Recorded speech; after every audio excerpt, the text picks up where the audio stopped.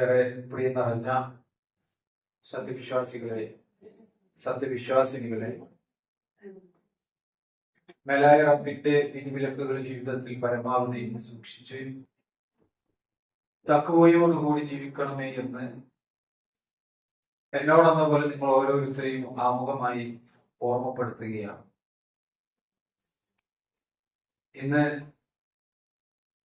ഒരു ചരിത്ര വിഷയമാണ് നമ്മുടെ ക്ലാസ്സിന് വേണ്ടി തെരഞ്ഞെടുത്തിട്ടുള്ളത്. മഹാനായ പ്രവാചകൻ സുലൈമാൻ നബി അലൈഹി സ്വലാമയുമായി ബന്ധപ്പെട്ടുകൊണ്ടുള്ള ചില കാര്യങ്ങളാണ് നമുക്ക് പഠിക്കാനുള്ളത്. സ്വാഭാവികമായി കൊണ്ടും സുലൈമാൻ നബി അലൈഹി സ്വലാമിയെ കുറിച്ച് ചർച്ച ചെയ്യുമ്പോൾ അദ്ദേഹം നിയോഗിതനായ ബനു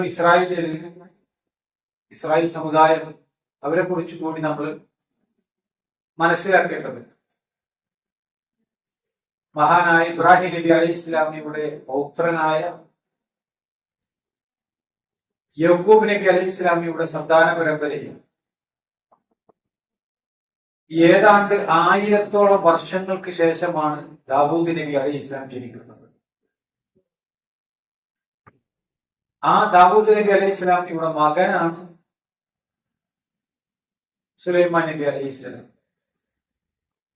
ഇവിടെ ഇസ്രായേൽ ചരിത്രം നമ്മൾ പരിശോധിച്ചാൽ അവരിലേക്ക് നിയോഗിതനാകുന്ന ഒന്നാമത്തെ രാജാവ് ആരാണ് എന്ന് ചോദിച്ചാൽ അത് താലൂത്താണ്.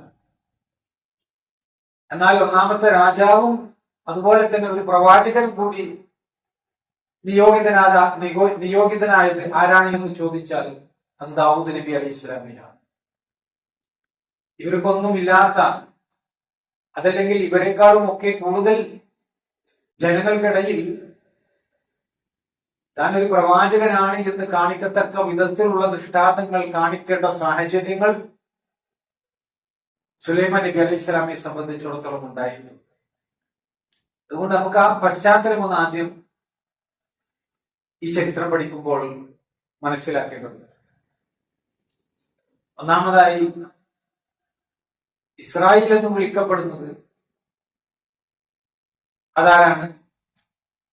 ഇബ്രാഹിം നബി അലൈഹി ഇസ്ലാമിയുടെ മകൻ യഹൂബ് നബി അലൈഹി ഇസ്ലാമിയുടെ, ഇസ്ഹാഖ് നബി അലൈഹി ഇസ്ലാമിയുടെ മകൻ യഹൂബ് നബി അലൈഹി ഇസ്ലാമിയുടെ ഒരു പേരാണ്, മറ്റൊരു പേരാണ് ഇസ്രായേൽ എന്ന് പറയുന്നത്.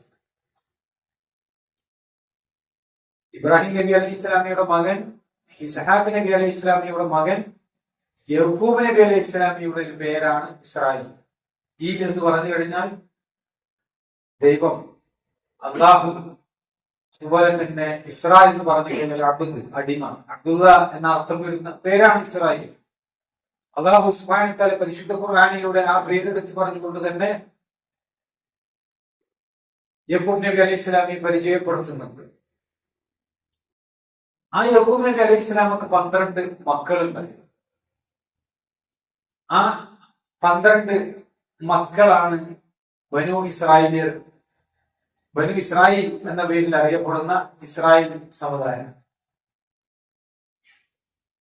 ഈ ഇസ്രായേൽ സമുദായം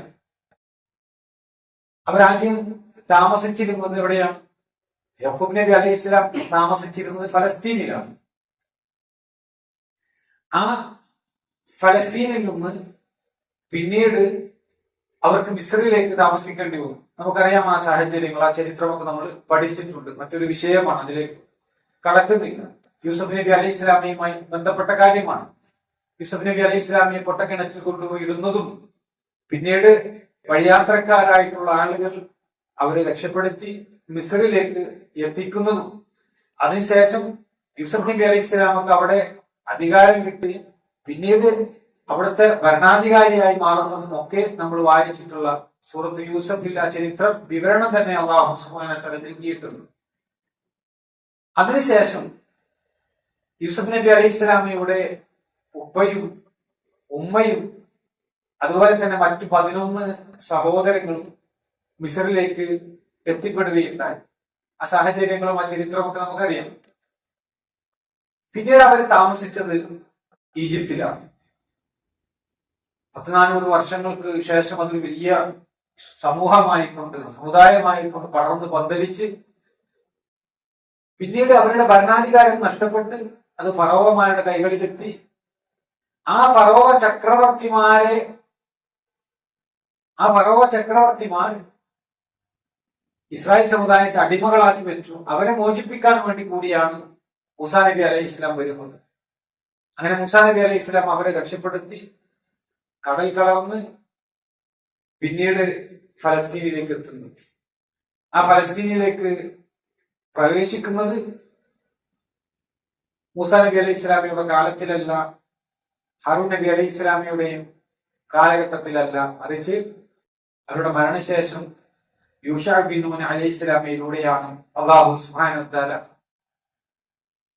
അമാലേക്യ എന്ന് പറയുന്ന ഒരു വിഭാഗക്കാരുമായിട്ട് പോരാടിക്കൊണ്ട് ഫലസ്തീനിന്റെ മണ്ണ് അത് മോചിപ്പിച്ചെടുക്കുന്നത്. പിന്നീട് അവിടെ നിന്ന് അങ്ങോട്ട് അവർ ഫലസ്തീനിലാണ് താമസിച്ചിട്ടുള്ളത്. പക്ഷേ ആ ഫലസ്തീനിൽ താമസിക്കുമ്പോഴൊക്കെ അല്ലാഹു സുബ്ഹാനഹു വ തആല അവരിലേക്ക് അമ്പിയാക്കന്മാരെ നിയോഗിച്ചിട്ടുണ്ട്. അതേപോലെ തന്നെ അവരുടെ നിയമങ്ങളൊക്കെ നടപ്പിലാക്കാനുള്ള ന്യായാധിപന്മാരെ അല്ലാഹു സുബ്ഹാനഹു വ തആല അവർക്ക് നിശ്ചയിച്ചു കൊടുത്തത്. അപ്പൊ എങ്ങനെയാണ് ബനൂ ഇസ്രായേലില് അള്ളാഹുവിന്റെ ശരീഅത്തനുസരിച്ചുകൊണ്ട് അവർ ജീവിച്ചത്? നമുക്കൊക്കെ അറിയാം, റസൂലുള്ളാഹി സ്വല്ലല്ലാഹു അലൈഹി വസല്ലം നമുക്ക് അന്ത്യപ്രവാചകനായിട്ട് വന്നു. സല്ലല്ലാഹു അലൈഹി വസല്ലമയായിരുന്നു അന്ത്യപ്രവാചകൻ. അതുപോലെ തന്നെ സല്ലല്ലാഹു അലൈഹി വസല്ലമയായിരുന്നു ഭരണാധികാരി. പ്രവാചകൻ പഠിപ്പിച്ച ആ വിഷയങ്ങൾ അനുസരിച്ചുകൊണ്ട് പിന്നീട് 1400 വർഷങ്ങളോളമായി മുസ്ലിമീങ്ങൾ ജീവിക്കുകയാണ്. എന്നാൽ ഫലസ്തീൻ അല്ലെങ്കിൽ ബനൂ ഇസ്രായേൽ അവർ ജീവിച്ചത് അല്ലാഹു സുബ്ഹാനഹു വ തആല നിയോഗിക്കുന്ന പ്രവാചകന്മാർ അവർക്ക് വേണ്ട മാർഗദർശനങ്ങളൊക്കെ നൽകുമ്പോൾ അവർക്കിടയിലുള്ള ന്യായവിധി കൽപ്പിക്കാൻ വേണ്ടി ന്യായാധിപന്മാരെ പ്രത്യേകമായിക്കൊണ്ട് 12 ഗോത്രങ്ങൾക്ക് 12 ന്യായാധിപന്മാർ അവരെ സംബന്ധിച്ചിടത്തോളം ഉണ്ടായിരുന്നു. അവരെല്ലാം വ്യത്യസ്തമായിട്ടുള്ള 12 സ്ഥലങ്ങളിലായിട്ടാണ് താമസിച്ചിരുന്നത്. അപ്പൊ 12 ഗോത്രങ്ങൾ, ആ 12 ഗോത്രങ്ങളെ പ്രത്യേകമായിട്ട് പരിഗണിച്ച് 12 ഗോത്രങ്ങൾക്കും പ്രത്യേകമായിട്ടുള്ള ന്യായാധിപന്മാര് വിധി തീർപ്പ് കൽപ്പിക്കാൻ വേണ്ടിയിട്ട് അവർക്കിടയിൽ ഉണ്ടായിരുന്നു. ആ ന്യായാധിപന്മാർക്ക് വേണ്ട നിർദ്ദേശങ്ങൾ നൽകിയിരുന്നത് പ്രവാചകന്മാർക്ക് 12 ഗോത്രങ്ങളുമായിട്ട് ബന്ധമുണ്ടായിരിക്കും. അങ്ങനെയാണ് അവരുടെ നിയമസംഹിതകളൊക്കെ ചലിച്ചിരുന്നത് എന്നാണ്.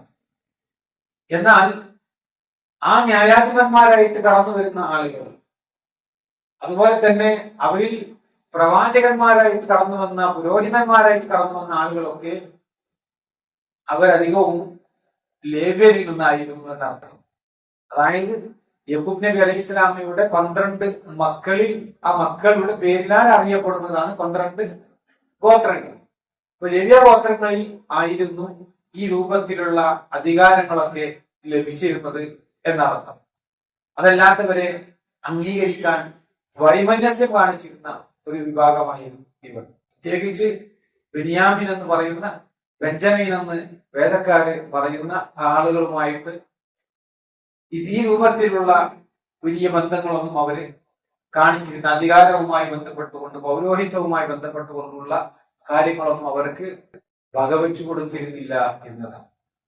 അങ്ങനെ ഇരിക്കെയാണ് മൂസാ നബി അലൈഹി ഇസ്ലാമിയുടെയൊക്കെ കുറെ കാലശേഷം അവരിലേക്ക് പതിയെ പതിയെ വിഗ്രഹാരാധനകൾ കടന്നു വന്ന് ഏകദൈവ ആരാധനയിൽ നിന്ന് അവർ വഴിതെറ്റിപ്പോയി ബഹുദൈവ ആരാധനയിൽ അധിഷ്ഠിതമായിട്ടുള്ള ഒരു ജീവിതം നയിച്ചു കൊണ്ടിരിക്കെ പിന്നീട് അക്രമികളായിട്ടുള്ള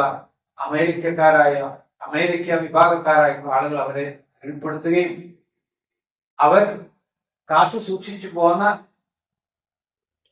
മൂസാ നബി അലൈഹി ഇസ്ലാമിയുടെയും ഹാറൂൻ നബി അലൈഹി ഇസ്ലാമിയുടെയും ശേഷിപ്പായിക്കൊണ്ട് അവർ കാത്തു സൂക്ഷിച്ചു പോന്നിരുന്ന ഒരു പെട്ടകം അവരിൽ നിന്ന് ഈ അമേരിക്ക വിഭാഗക്കാർ എടുത്തുകൊണ്ട് പോവുകയാണ്. അത് അവരെ സംബന്ധിച്ചിടത്തോളം വലിയ ഒരു നഷ്ടമായിക്കൊണ്ട് കണ്ട ഒരു സംഗതിയാണ്. അതായത് ഈ പേടകം അല്ലെങ്കിൽ പെട്ടകം അവർക്കുള്ള എല്ലാ നിലക്കുമുള്ള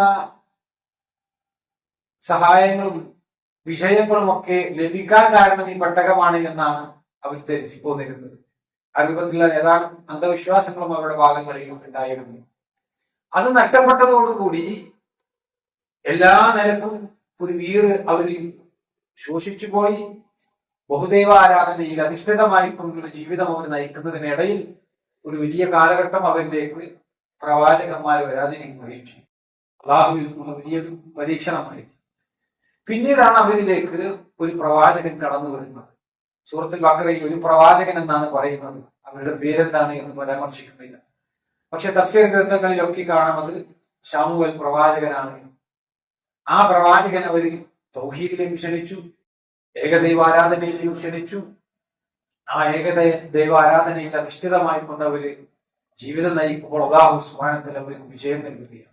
പക്ഷേ അവർ തങ്ങളുടെ വിജയത്തിന്റെ ഒക്കെ നിദാനമായിട്ട് കണ്ടിരുന്ന ആ ഒരു പെട്ടകം, താബൂത്ത് എന്ന് പരിശുദ്ധ ഖുർആൻ പേരെടുത്ത് പറഞ്ഞ ആ പെട്ടകം, അത് തിരിച്ചു പിടിക്കണം അമേരിക്കക്കാരിൽ നിന്ന്.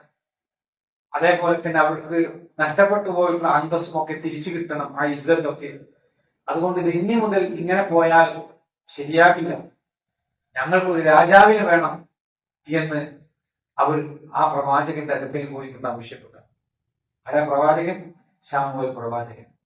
ശമൂവേൽ പ്രവാചകനോട് പറയാം, ഞങ്ങൾക്ക് ഒരു രാജാവിനെ വേണം, രാജാവിനെ നിശ്ചയിച്ചു തരണമെന്ന്. അങ്ങനെ ആ പ്രവാചകൻ അല്ലാഹു സുബ്ഹാനഹു വ തആലയോട് ആവശ്യപ്പെട്ട അല്ലാഹുവിൽ നിന്നുള്ള വഹീന്റെ അടിസ്ഥാനത്തിൽ അവർക്കൊരു രാജാവിനെ നിശ്ചയിച്ചു കൊടുത്തു. അതായിരുന്നു താലൂത്ത്. പക്ഷെ താലൂത്ത് ഏത് ഗോത്രത്തിൽ നിന്നാ? ബെഞ്ചമിന്റെ ഗോത്രത്തിൽ നിന്ന്. അത് അവർക്ക് സഹിക്കാൻ കഴിയുന്ന ഒന്നായിരുന്നു. അതുകൊണ്ട് ബെന്യാമിന്റെ ഗോത്രത്തിൽ നിന്നുള്ള ഈ താലൂത്തിനെ ഞങ്ങൾ അംഗീകരിക്കുകയില്ല എന്ന് ഇസ്രായേൽ സമുദായം പറയുക. ബെന്യാമിന്റെ സമുദായത്തിൽ നിന്നുള്ള രാജാവ് ശരിയാകില്ല, ഇവരെ രാജാവായിട്ട് ഞങ്ങൾക്ക് കാണാൻ സാധിക്കില്ല, അതല്ലെങ്കിൽ അതിനുള്ള പ്രത്യക്ഷമായിട്ടുള്ള അടയാളങ്ങൾ ഞങ്ങൾക്ക് കാണിച്ചു തരണമെന്നാണ്. അല്ലാഹു സുബ്ഹാനഹു വ തആല താലൂത്തിനെ ആ നിലക്ക് അവർ സ്വീകരിക്കാൻ ഉതകുന്ന രൂപത്തിൽ, ഒരു രാജാവായിട്ട് പരിഗണിക്കാൻ കഴിയുന്ന രൂപത്തിൽ അവർക്ക് അതിന്റെ അടയാളങ്ങൾ കാണിച്ചു കൊടുത്തു, ദൃഷ്ടാന്തങ്ങൾ കാണിച്ചു കൊടുത്തു. അവര് തേടിയിരുന്ന, അവർ പ്രതീക്ഷിച്ചിരുന്ന അവരുടെ താബൂത്ത് അഥവാ പെട്ടകം, അത് മലക്കുകളാൽ വഹിക്കപ്പെട്ടുകൊണ്ട് അവരുടെ മുമ്പിലേക്ക് അല്ലാഹു സുബ്ഹാനഹു വ തആല എത്തിച്ചു കൊടുത്തു. മലക്കുകളാണ് അത് വഹിച്ചത്. വിശുദ്ധ ഖുർആൻ അതിന്റെ ചരിത്രമൊക്കെ സൂറത്തുൽ ബഖറയുടെ 245 ശേഷമുള്ള ആയത്തുകളിൽ പറയുന്നുണ്ട്, മലക്കുകൾ വഹിച്ചു കൊണ്ടുവന്നതും മറ്റുമൊക്കെ. അത് അവർക്കുള്ള പ്രത്യക്ഷമായിട്ടുള്ള ദൃഷ്ടാന്തമായിരുന്നു. മാത്രമല്ല, നല്ല ആരോഗ്യമുള്ള, നല്ല ഉയരമുള്ള, പൊക്കമുള്ള, നല്ല തത്വജ്ഞാനമുള്ള വ്യക്തിയായിരുന്നു, നല്ല വിജ്ഞാനമുള്ള വ്യക്തിയായിരുന്നു താലൂത്ത്. അപ്പൊ എല്ലാ നിലക്കും അല്ലാഹു സുബ്ഹാനഹു വ തആലയിൽ നിന്ന് അനുഗ്രഹം ലഭിച്ച ആ ഒരു വ്യക്തിയെ രാജാവായിട്ട് വാഴിക്കാൻ തീരുമാനിക്കുകയാണ്. പിന്നീടാണ് അവരുടെ ശത്രുക്കളായിട്ടുള്ള അമേരിക്കക്കാരുമായിട്ട് യുദ്ധം ചെയ്യാനുള്ള തീരുമാനമാകുന്നത്. അവിടെ അവരുടെ ഇടയിൽ ശമൂവേൽ രാജാവുണ്ട്, അവിടെ നിശ്ചയിക്കപ്പെട്ടിട്ടുള്ള ശമൂവേൽ പ്രവാചകനുണ്ട്, നിശ്ചയിക്കപ്പെട്ടിട്ടുള്ള താലൂത്ത് എന്ന രാജാവുമുണ്ട്. ആ രാജാവ് ഇവരുമായിട്ട് യുദ്ധത്തിന് പോകുന്നത് ഏതാണ്ട് ചരിത്ര ഗ്രന്ഥങ്ങളിൽ കാണാം 80,000-ൽ പരം ആളുകൾ ഉണ്ടായിരുന്നത്. പക്ഷേ ആ ആളുകളോട് അല്ലാഹു സുബ്ഹാനഹു വ തആല ചില നിശ്ചയങ്ങൾ അവരിൽ നിന്ന് എടുക്കുകയാണ്. അതായത് യുദ്ധത്തിലേക്ക് പോകുമ്പോൾ ഒരു നദി കടന്നിട്ട് വേണം അവർക്ക് പോകാൻ. നദി ജോർദാനിന്റെയും അതുപോലെ തന്നെ ഫലസ്തീനിന്റെയും ഇടയിലുള്ള ഒരു നദിയാണ്. ജോർദാനിന്റെ പോഷക നദിയായിക്കൊണ്ട് ചരിത്രം പരിചയപ്പെടുത്തുന്നതാണ്. ആ നദി കടന്നു പോകുമ്പോൾ അതിൽ നിന്ന് ആരും വെള്ളം കുടിക്കരുത് എന്നാണ്. ദാഹം വരും, പക്ഷെ വെള്ളം കുടിക്കരുത്. അല്ലാഹുവിന്റെ സഹായം ലഭിക്കണം എന്നുള്ള പരീക്ഷണമാണ്. അവിടെ ആ വെള്ളം കുടിച്ചാൽ അല്ലാഹു സുബ്ഹാനഹു വ തആല അവരെ സഹായിക്കില്ല. ആ വെള്ളം കുടിക്കുന്ന ആളിന് യുദ്ധത്തിൽ പങ്കെടുക്കാൻ പാടില്ല എന്ന തീരുമാനം.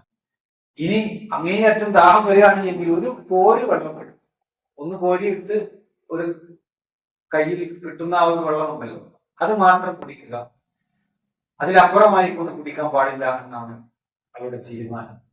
പക്ഷേ അതിൽ കുറെ ആളുകൾ വെള്ളം കുടിക്കാതെ കടന്നവരുണ്ട്. അനുവദിക്കപ്പെട്ട രൂപത്തിൽ കുറച്ച് വെള്ളം കുടിക്കാൻ അനുവാദം കൊടുക്കുന്നത് കുടിച്ച ആളുകളുണ്ട്. സിംഹഭാഗം ആളുകളും ഭൂരിഭാഗം ആളുകളും അത് അവഗണിക്കാതെ ദാഹത്താൽ ധാരാളം വെള്ളം കുടിച്ചു. അവരൊന്നും ആ യുദ്ധത്തിൽ പങ്കെടുക്കാൻ വേണ്ടിയിട്ട് അനുവാദം ലഭിച്ചില്ല. അതുകൊണ്ട് തന്നെ നമുക്ക് കാണാം, താലൂത്ത് നയിച്ച യുദ്ധം ബദറിൽ പങ്കെടുത്ത ആളുകളുടെ അത്ര എണ്ണായിരുന്നു എന്ന് റസൂലുള്ളാഹി സ്വല്ലല്ലാഹു അലൈഹി വസല്ലം പറയുന്നു. നോക്കിയ ആളുകൾ എണ്ണം ചുരുങ്ങിപ്പോയത് 100 ചില്ലാനം ആളുകളാണ് അപ്പോ അതിൽ പങ്കെടുത്തത് എന്ന്. അതുകൊണ്ട് തന്നെ അവർക്കിടയിൽ എങ്ങനെയാണ് ശത്രു സൈന്യവുമായിട്ട് വിജയിക്കുക എന്നുള്ള വലിയ ഒരു ആശങ്ക അവർക്കിടയിൽ നിലനിന്നിരുന്നു. യുദ്ധം നടക്കുന്ന സമയത്ത് അവർ പറഞ്ഞു, അവർ അല്ലാഹുവിനോട് പ്രാർത്ഥിച്ച, അല്ലാഹുവേ ഞങ്ങളുടെ കാലുകളെ ഉറപ്പിച്ചു നിർത്തണേ എന്ന് അവർ അല്ലാഹു സുബ്ഹാനഹു വ തആലയോട് പ്രാർത്ഥിച്ചു. അല്ലാഹുവിൽ നിന്നുള്ള സഹായം അവരെ സംബന്ധിച്ചിടത്തോളം ഈമാനികമായിട്ട് അവർക്ക് ലഭിക്കുകയാണ്. ഈ സമയത്താണ് ആടുകളെ മേയിച്ച് നടന്നിരുന്ന ഒരു ചെറുപ്പക്കാരനായിട്ടുള്ള യുദ്ധത്തിന്റെ രംഗം വീക്ഷിക്കുന്നതിന് വേണ്ടി അങ്ങോട്ട് വരുന്നത്. അദ്ദേഹത്തിന്റെ ഉപ്പ പറഞ്ഞയച്ചതാണ്. യൂദാഗോത്രത്തിൽപ്പെട്ട ഒരു വ്യക്തിയാണ്, ബാലനാണ്. ആ കുട്ടി അവിടേക്ക് കടന്നു വരുമ്പോൾ കാണുന്ന രംഗം എല്ലാവരും ഭയന്നു നിൽക്കുന്നതാണ്. ജാലൂത്ത് എന്നു പേരുള്ള അക്രമിയായിട്ടുള്ള എതിരാളി, അയാളെ തോൽപ്പിക്കുക എന്ന് പറയുന്നത് പ്രയാസമുള്ള കാര്യമാണ്. അയാളാണെങ്കിൽ ദ്വന്ദ്വ യുദ്ധത്തിന് വെല്ലുവിളിച്ചുകൊണ്ട് നിൽക്കുകയാണ്. ഞാനുമായിട്ട് ആരാണ് ഒറ്റക്ക് യുദ്ധം ചെയ്യാനുള്ളത്, പോരാടാനുള്ളത് എന്ന വെല്ലുവിളിയാണ്. ആരും മുമ്പോട്ട് പോകാൻ തയ്യാറാകുന്നില്ല. കാരണം ജാലൂത്ത് അത്രമാത്രം അറിയപ്പെടുന്ന കുപ്രസിദ്ധനായിട്ടുള്ള വ്യക്തിയാണ്.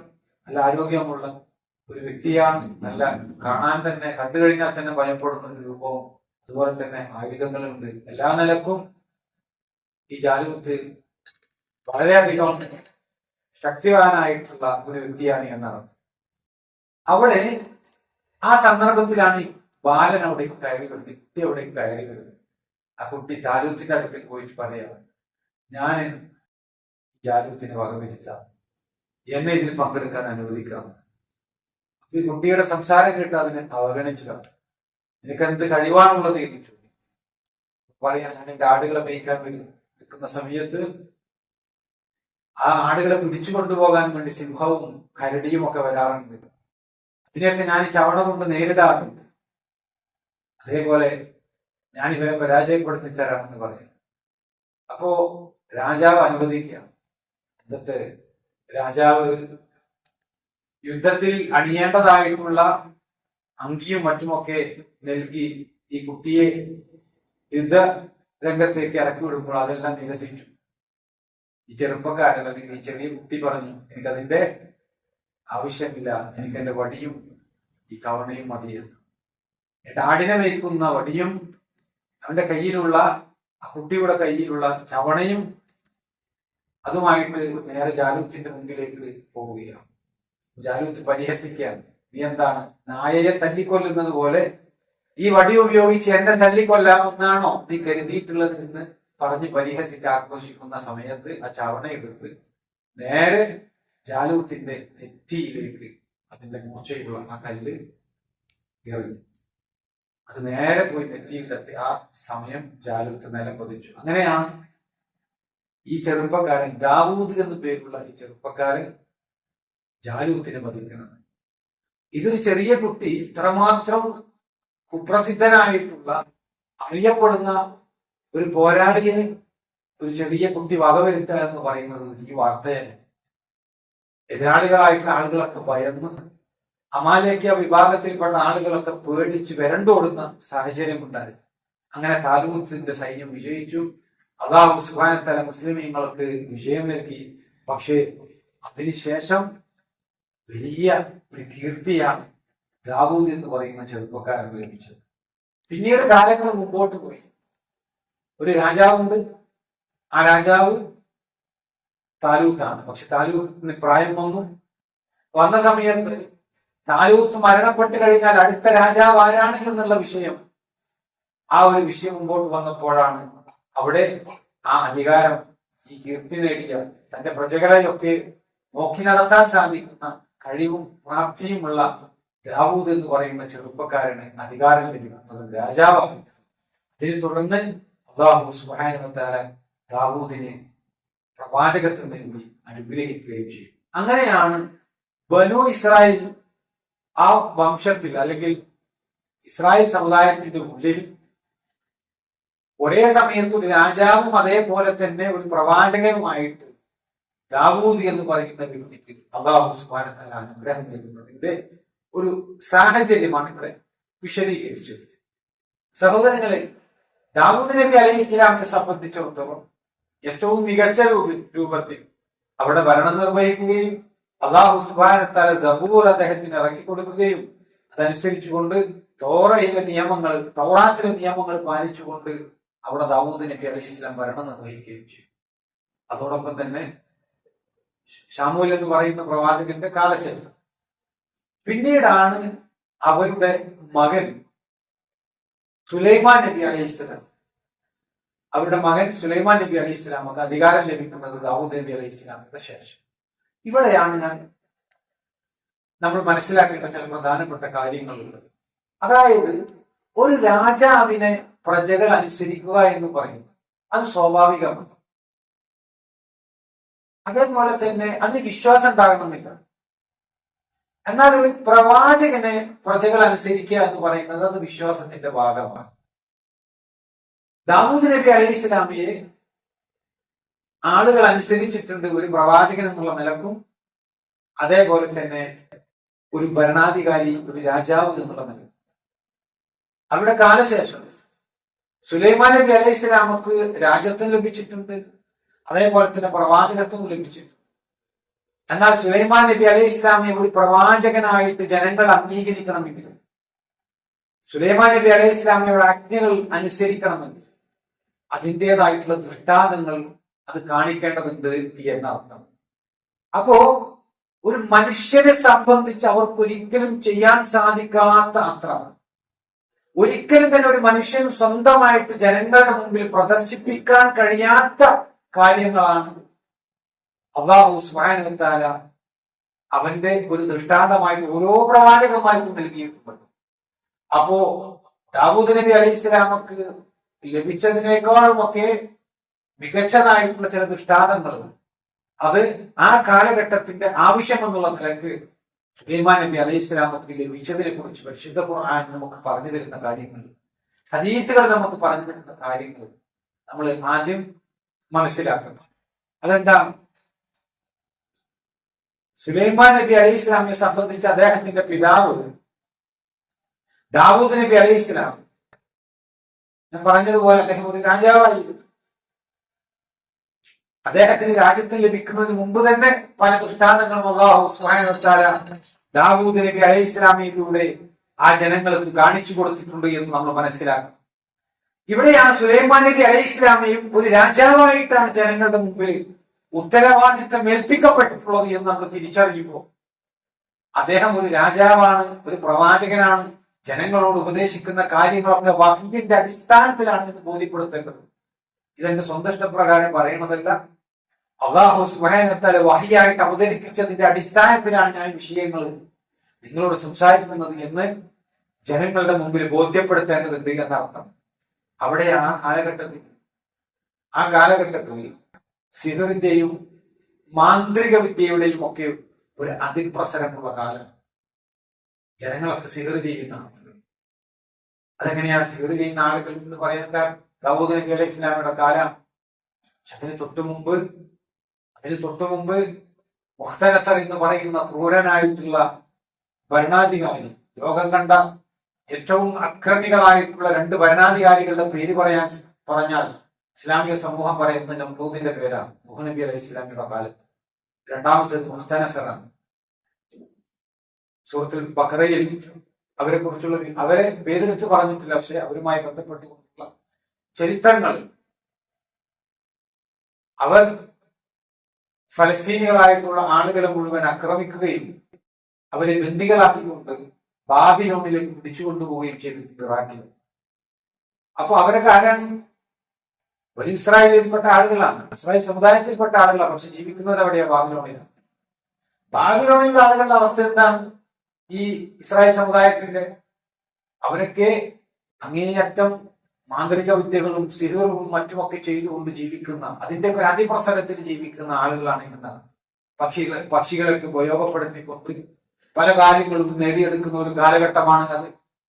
ആ സമയത്താണ് സുലൈമാൻ നബി അലൈഹി ഇസ്ലാമക്ക് മറ്റാർക്കും ലഭിക്കാത്ത അത്തരത്തിലുള്ള കാര്യങ്ങൾ വലിയ അനുഗ്രഹമായിട്ട് അല്ലാഹു സുബ്ഹാനഹു വ തആല നൽകുന്നത്. പക്ഷികളുമായിട്ട് സംസാരിക്കാൻ സുലൈമാൻ നബി അലൈഹി ഇസ്ലാമിക്ക് സാധിക്കും. ഉറുമ്പുകളുമായിട്ട് സംസാരിക്കാൻ സുലൈമാൻ നബി അലൈഹി ഇസ്ലാമക്ക് സാധിക്കും. ഇന്നത്തെ യമനിന്റെ പുരാതന നഗരമായിട്ടുള്ള സബ എന്ന് പറയുന്ന പ്രദേശം നമുക്കറിയാലോ ആ ചരിത്രം. ഒരു മരംകൊത്തി കാരണം സഭയിലെ ആളുകൾ ആരാധിച്ചിരുന്ന അഗ്നി ആരാധകരായിട്ടുള്ള ആളുകളെ കുറിച്ചുള്ള വിശേഷം അത് സുലൈമാൻ നബി അലൈഹി ഇസ്ലാമക്ക് എത്തിച്ചു കൊടുക്കുക. അവിടെ തന്നെ നമ്മളൊന്ന് ആലോചിച്ചു നോക്കി. സുലൈമാൻ നബി അലൈഹി ഇസ്ലാമക്ക് മരംകുത്തിയെ കാണാനില്ല. അല്ലാഹു സുബ്ഹാനഹു വ തആല സുലൈമാൻ നബി അലൈഹി ഇസ്ലാമക്ക് മനുഷ്യരെ കീഴ്പ്പെടുത്തി കൊടുത്തിട്ടുണ്ട്, ജിന്നുകളെ കീഴ്പ്പെടുത്തി കൊടുത്തിട്ടുണ്ട്, അതേപോലെ തന്നെ പക്ഷികളെയും കീഴ്പ്പെടുത്തി കൊടുത്തിട്ടുണ്ട്. അവരെ കൊണ്ടൊക്കെ പണിയെടുപ്പിച്ചിരുന്നു സുലൈമാൻ നബി അലൈഹി ഇസ്ലാം. പക്ഷേ തന്റെ സൈന്യത്തിലുള്ള ഒരു മരംകൊത്തി പക്ഷിയെ കാണാതെ ആയ സന്ദർഭത്തിൽ സുലൈമാൻ നബി അലൈഹി ഇസ്ലാം അന്വേഷിക്കുന്നുണ്ട്. എവിടെയാണെന്ന് അറിയില്ല, എങ്ങോട്ടോ പോയിന്നറിയില്ല. ഇനി തിരിച്ചു വന്നു കഴിഞ്ഞാൽ ശക്തമായിട്ടുള്ള നടപടി അവിടെ മേൽ ഞാൻ എടുക്കുമെന്നാണ് സുലൈമാൻ നബി പറഞ്ഞത്. ഇത്രയും കഴിവുള്ള ഇത്രയും കാര്യങ്ങൾ അല്ലാഹു സുബ്ഹാനഹു വ തആല സുലൈമാൻ നബി അലൈഹി ഇസ്ലാമിലൂടെ പ്രകടിപ്പിക്കുമ്പോൾ ആ സുലൈമാൻ നബി അലൈഹി ഇസ്ലാമക്ക് മരംകൊത്തി എവിടെയാണ് എന്നറിയില്ല. തൊട്ടടുത്തുള്ള പ്രദേശം ബാബിലോണിൽ സബയിൽ അവര് അഗ്നി ആരാധന ചെയ്യുന്ന വിഷയങ്ങൾ അറിയില്ല. പിന്നീട് ഉദ്ഹുദ് എന്ന് പേരുള്ള ആ മരംകൊത്തി അവർ വന്ന സമയത്ത് സുലൈമാൻ നബി അലൈഹി ഇസ്ലാം കാരണം ചോദിക്കുക. അപ്പോഴാണ് ഇന്ന കാര്യങ്ങളൊക്കെ കണ്ടു എന്ന് പറയുമ്പോൾ അന്നേരമാണ് സുലൈമാൻ നബിക്ക് മനസ്സിലാകുന്നത് ഏത് ഇതാണ് ഓടിപ്പോയതല്ല, ഒരു പ്രധാനപ്പെട്ട കാര്യവുമായിട്ടാണ് വന്നിട്ടുള്ളത് എന്ന്. അപ്പോ ഒരു പ്രവാചകനായ ഇത്രയും കഴിവുള്ള അല്ലാഹു സുബ്ഹാനഹു വ തആല ഇത്രയും ദൃഷ്ടാന്തങ്ങൾ സുലൈമാൻ നബി അലൈഹി ഇസ്ലാമിലൂടെ പ്രകടിപ്പിച്ച ആ സുലൈമാൻ നബിക്ക് ഗൈബിയായിട്ടുള്ള അദൃശ്യമായിട്ടുള്ള കാര്യങ്ങൾ അറിയില്ല എന്ന് ഇതിൽ നിന്ന് നമുക്ക് മനസ്സിലാക്കാൻ സാധിക്കും. മാത്രല്ല ബൽക്കീസുമായി ബന്ധപ്പെട്ടുകൊണ്ടുള്ള ചരിത്രം അവിടെ നിൽക്കുന്നതാണ്. സുലൈമാൻ നബി അലൈഹി ഇസ്ലാമിയുടെ രാജവാഴ്ചയിൽ നമ്മൾ കാണുന്ന കാര്യങ്ങൾ, അടിച്ചു വീശുന്ന കാറ്റിനെ സുലൈമാൻ നബി അലൈഹി ഇസ്ലാമിയുടെ ഇഷ്ടമനുസരിച്ച് ഈ ഭൂമിയിലൂടെ സഞ്ചരിക്കുന്ന വിധത്തിൽ അല്ലാഹു സുബ്ഹാനഹു വ തആല കീഴ്പ്പെടുത്തി കൊടുത്തിട്ടുണ്ട് എന്നാണ്. സൂറത്ത് സബയിലെ 12-ാമത്തെ ആയത്തിൽ അല്ലാഹു പറയാം, രാവിലെയും വൈകുന്നേരവും ഓരോ മാസത്തെ വഴിദൂരം സുലൈമാൻ നബി അലൈഹി ഇസ്ലാമിനെ കൊണ്ട് കാറ്റ് സഞ്ചരിച്ചിരുന്നു എന്ന്. നടന്നു പോകുമ്പോ ഒട്ടകം കുതിരക്ക് ഉപയോഗപ്പെടുത്തിക്കൊണ്ട് സവാരി ചെയ്തു കഴിഞ്ഞാൽ ഒരു മാസം കൊണ്ട് എത്താൻ കഴിയുന്ന പ്രദേശം ഒറ്റ ദിവസം കൊണ്ട് സുലൈമാൻ നബി അലൈഹി ഇസ്ലാം രാവിലെ വൈകുന്നേരത്തെ കാറ്റിനാൽ സഞ്ചരിക്കുന്നുള്ളതാണ്. ഇന്ന് നമുക്ക് അങ്ങനെയൊക്കെ ഫ്ലൈറ്റിൽ യാത്ര ചെയ്തിട്ട് നമുക്കറിയാം അത് ഒരു വേഗത എത്ര ഉണ്ട് എന്നുള്ളത് അല്ലേ. നമുക്കിപ്പോ നോർത്ത് ഇന്ത്യയിൽ പോയി ഡൽഹിയൊക്കെ പോയി വരണം എന്നുണ്ടെങ്കിൽ രാവിലെ പോയാൽ അവിടെ എത്താം, അത് കഴിഞ്ഞ് കാര്യം കഴിഞ്ഞ് തിരിച്ചു വരാം ഫ്ലൈറ്റ് ഉണ്ടെങ്കിൽ അല്ലേ. പക്ഷെ അതൊന്നും ഇല്ലാത്തൊരു കാലഘട്ടം നമ്മളൊന്ന് ആലോചിച്ചു നോക്കിയാൽ എത്ര ദൂരമുണ്ട് അത്. സുലൈമാൻ നബി അലൈഹി ഇസ്ലാമക്ക് അല്ലാഹു സുബ്ഹാനഹു വ തആല കാറ്റിനെ സുലൈമാൻ നബിയുടെ ഇഷ്ടമനുസരിച്ച് ഈ ഭൂമിയിൽ എവിടേക്കാണ് സഞ്ചരിക്കേണ്ടത് അവിടേക്ക് സഞ്ചരിക്കാൻ കഴിയുന്ന വിധത്തിൽ അതിനെ കീഴ്പ്പെടുത്തി കൊടുത്തു എന്നാണ് പരിശുദ്ധ ഖുർആൻ നമുക്ക് പറഞ്ഞു തരുന്നത്. അതേപോലെ തന്നെ എത്ര വലിയ കെട്ടിടങ്ങളാണ് സുലൈമാൻ നബി അലൈഹി ഇസ്ലാമിയുടെ കാലഘട്ടത്തിൽ അദ്ദേഹം ഉണ്ടാക്കിയിട്ടുള്ളത്. ആരെ കൊണ്ടാണ് ആ പണിയെടുപ്പിച്ചിരുന്നത്? ജിന്നുകളെ കൊണ്ടാണ് പണിയെടുപ്പിച്ചിരുന്നത്. ശിഷ്യ ജിന്ന് വിഭാഗത്തിൽപ്പെട്ട പിശാചുക്കളെ ഉപയോഗപ്പെടുത്തിക്കൊണ്ടാണ് സുലൈമാൻ നബി അലൈഹി ഇസ്ലാം പണിയെടുത്തിരുന്നത് എന്നാണ്. പാലിച്ച ജോലികളാണ് സുലൈമാൻ നബി അലൈഹി ഇസ്ലാം അവരെ കൊണ്ട് ചെയ്യിച്ചിരുന്നത്. സമുദ്രത്തിൽ പോയി മുങ്ങി അവരെ കൊണ്ട് മുത്തുകൾ എടുത്തുകൊണ്ട് ധരിപ്പിച്ചിരുന്നത്. സമ്പന്നനാകാൻ ഇതിലും വലുതാണ്. അവിടെ പോയി മീൻ പിടിച്ചു കൊണ്ടുവരാനല്ല പറയുന്നത്. സമുദ്രത്തിൽ ആഴക്കടലിലുള്ള മുത്തുകൾ പറക്കിയെടുത്ത് ആ ജിന്ന് വർഗത്തിൽപ്പെട്ട ശൈത്താന്മാര് സുലൈമാൻ നബി അലൈഹി ഇസ്ലാമക്ക് അത് എത്തിച്ചു കൊടുത്തു. ഇബ്നു അബ്ബാസ് റളിയല്ലാഹു അൻഹു പറഞ്ഞതായിട്ട് മുഫസ്സിറുകൾ രേഖപ്പെടുത്തുന്ന നമുക്ക് കാണാം. മരുഭൂമിയിലൂടെ യാത്ര ചെയ്യുന്ന സമയത്ത് സുലൈമാൻ നബി അലൈഹി ഇസ്ലാമക്ക് വല്ല ആവശ്യവും വന്നാൽ, വെള്ളത്തിന്റെ വല്ല ആവശ്യവും വന്നാൽ, എവിടെയാ വെള്ളം ഉള്ളത് എന്നുള്ളത് അത് ഭൂമിക്കടിയിൽ ഏത് പ്രദേശത്താണ് വെള്ളം സ്ഥിതി ചെയ്യുന്നത് എന്ന് സുലൈമാൻ നബി അലൈഹി ഇസ്ലാമൊക്കെ അള്ളാഹു സുബ്ഹാനഹു വ തആല കീഴ്പ്പെടുത്തി കൊടുത്ത പക്ഷികൾ പറഞ്ഞു കൊടുക്കും. ഇന്ന സ്ഥലത്ത് വെള്ളമുണ്ട്. പക്ഷികൾ പറഞ്ഞു കൊടുക്കും, മൃഗങ്ങൾ പറഞ്ഞു കൊടുക്കും. മനസ്സിലായോ? അപ്പോ ആ വിവരം കിട്ടിയതിന്റെ അടിസ്ഥാനത്തിൽ ആ സ്ഥലം സുലൈമാൻ നബി അലൈഹി ഇസ്ലാം ജിന്നുകളെ കൊണ്ട് കുഴിപ്പിക്കും. എന്നിട്ട് അവിടെ നിന്ന് വെള്ളം എടുക്കുകയും ചെയ്യുമെന്നാണ്. ഈ രൂപത്തിൽ സുലൈമാൻ നബി അലൈഹി ഇസ്ലാം അവരെ ഉപയോഗപ്പെടുത്തിയിരുന്നുവെന്നും ഫലസ്തീൻ ഭരിച്ചിരുന്ന ഒരു രാജാവാണ് അദ്ദേഹം. നമ്മൾ ആലോചിക്കണം.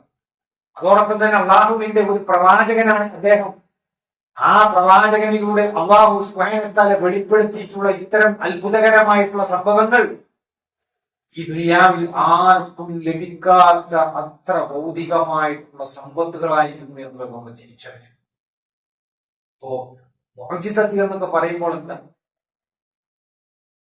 പ്രവാചകന്മാർ വിചാരിക്കുമ്പോൾ അത് പ്രകടിപ്പിക്കാൻ പറ്റും. ഇന്ന മുഅ്ജിസത്ത് ഇപ്പൊ കാണിക്കണം വിചാരിച്ച പറ്റുമോ? ഇല്ല. അല്ലാഹു സുബ്ഹാനഹു വ തആല അവരിലൂടെ പ്രകടമാക്കുന്നതാണ് മുഅ്ജിസത്തുകൾ. അതുപോലെ തന്നെ അള്ളാഹുവിലേക്ക് അടുത്ത ആളുകളിലൂടെ അള്ളാഹു സുബ്ഹാനഹു വ തആല പ്രകടമാക്കുന്നതാണ് കറാമത്തുകൾ എന്ന് പറയുന്നത്, ഔലിയാക്കന്മാരിലൂടെ. ഇത് യഥേഷ്ടം ഇഷ്ടപ്രകാരം അവനവന്റെ ഇഷ്ടപ്രകാരം അത് ചെയ്യാൻ പറ്റൂല. അതുകൊണ്ടാണ് മുസാ നബി അലൈഹി ഇസ്ലാം നിലത്ത് വടിയിട്ടപ്പോ പാമ്പിനെ കണ്ട് ഓടിപ്പോയത്. ഇത് പാമ്പാകുന്നു മുസാ നബിക്ക് അറിയില്ല. മുസാ നബിയോട് വടിയിടാൻ പറഞ്ഞു, വടിയിട്ടു. ഇട്ട സമയത്ത് അത് വലിയ സർപ്പമായി മാറി. അന്നേരം അത് ഞാൻ ഇട്ട വടിയാണ് എന്ന് കരുതി തിരിച്ചെടുക്കാൻ പോവുകയില്ല ചെയ്തത്, ഭയന്ന് തിരിച്ചു ഓടുകയാണ് ചെയ്തത് മുസാ നബി. അല്ലാഹു സുബ്ഹാനഹു വ തആല പറഞ്ഞു, പേടിക്കണ്ട, അത് പോയി പിടിക്കാൻ പറഞ്ഞു. അള്ളാഹിന്റെ കൽപ്പന വന്നപ്പോഴാണ് മൂസാ നബി അത് പിടിക്കുന്നത്. അപ്പൊ മൂസാ നബി അലൈഹി ഇസ്ലാമിയോട് അല്ലാഹു സുബ്ഹാനഹു വ തആല അത് പ്രകടമാക്കുകയാണ് മുഅ്ജിസത്ത്. മൂസാ നബി വിചാരിച്ചതല്ല അവിടെ നടക്കുന്നത്.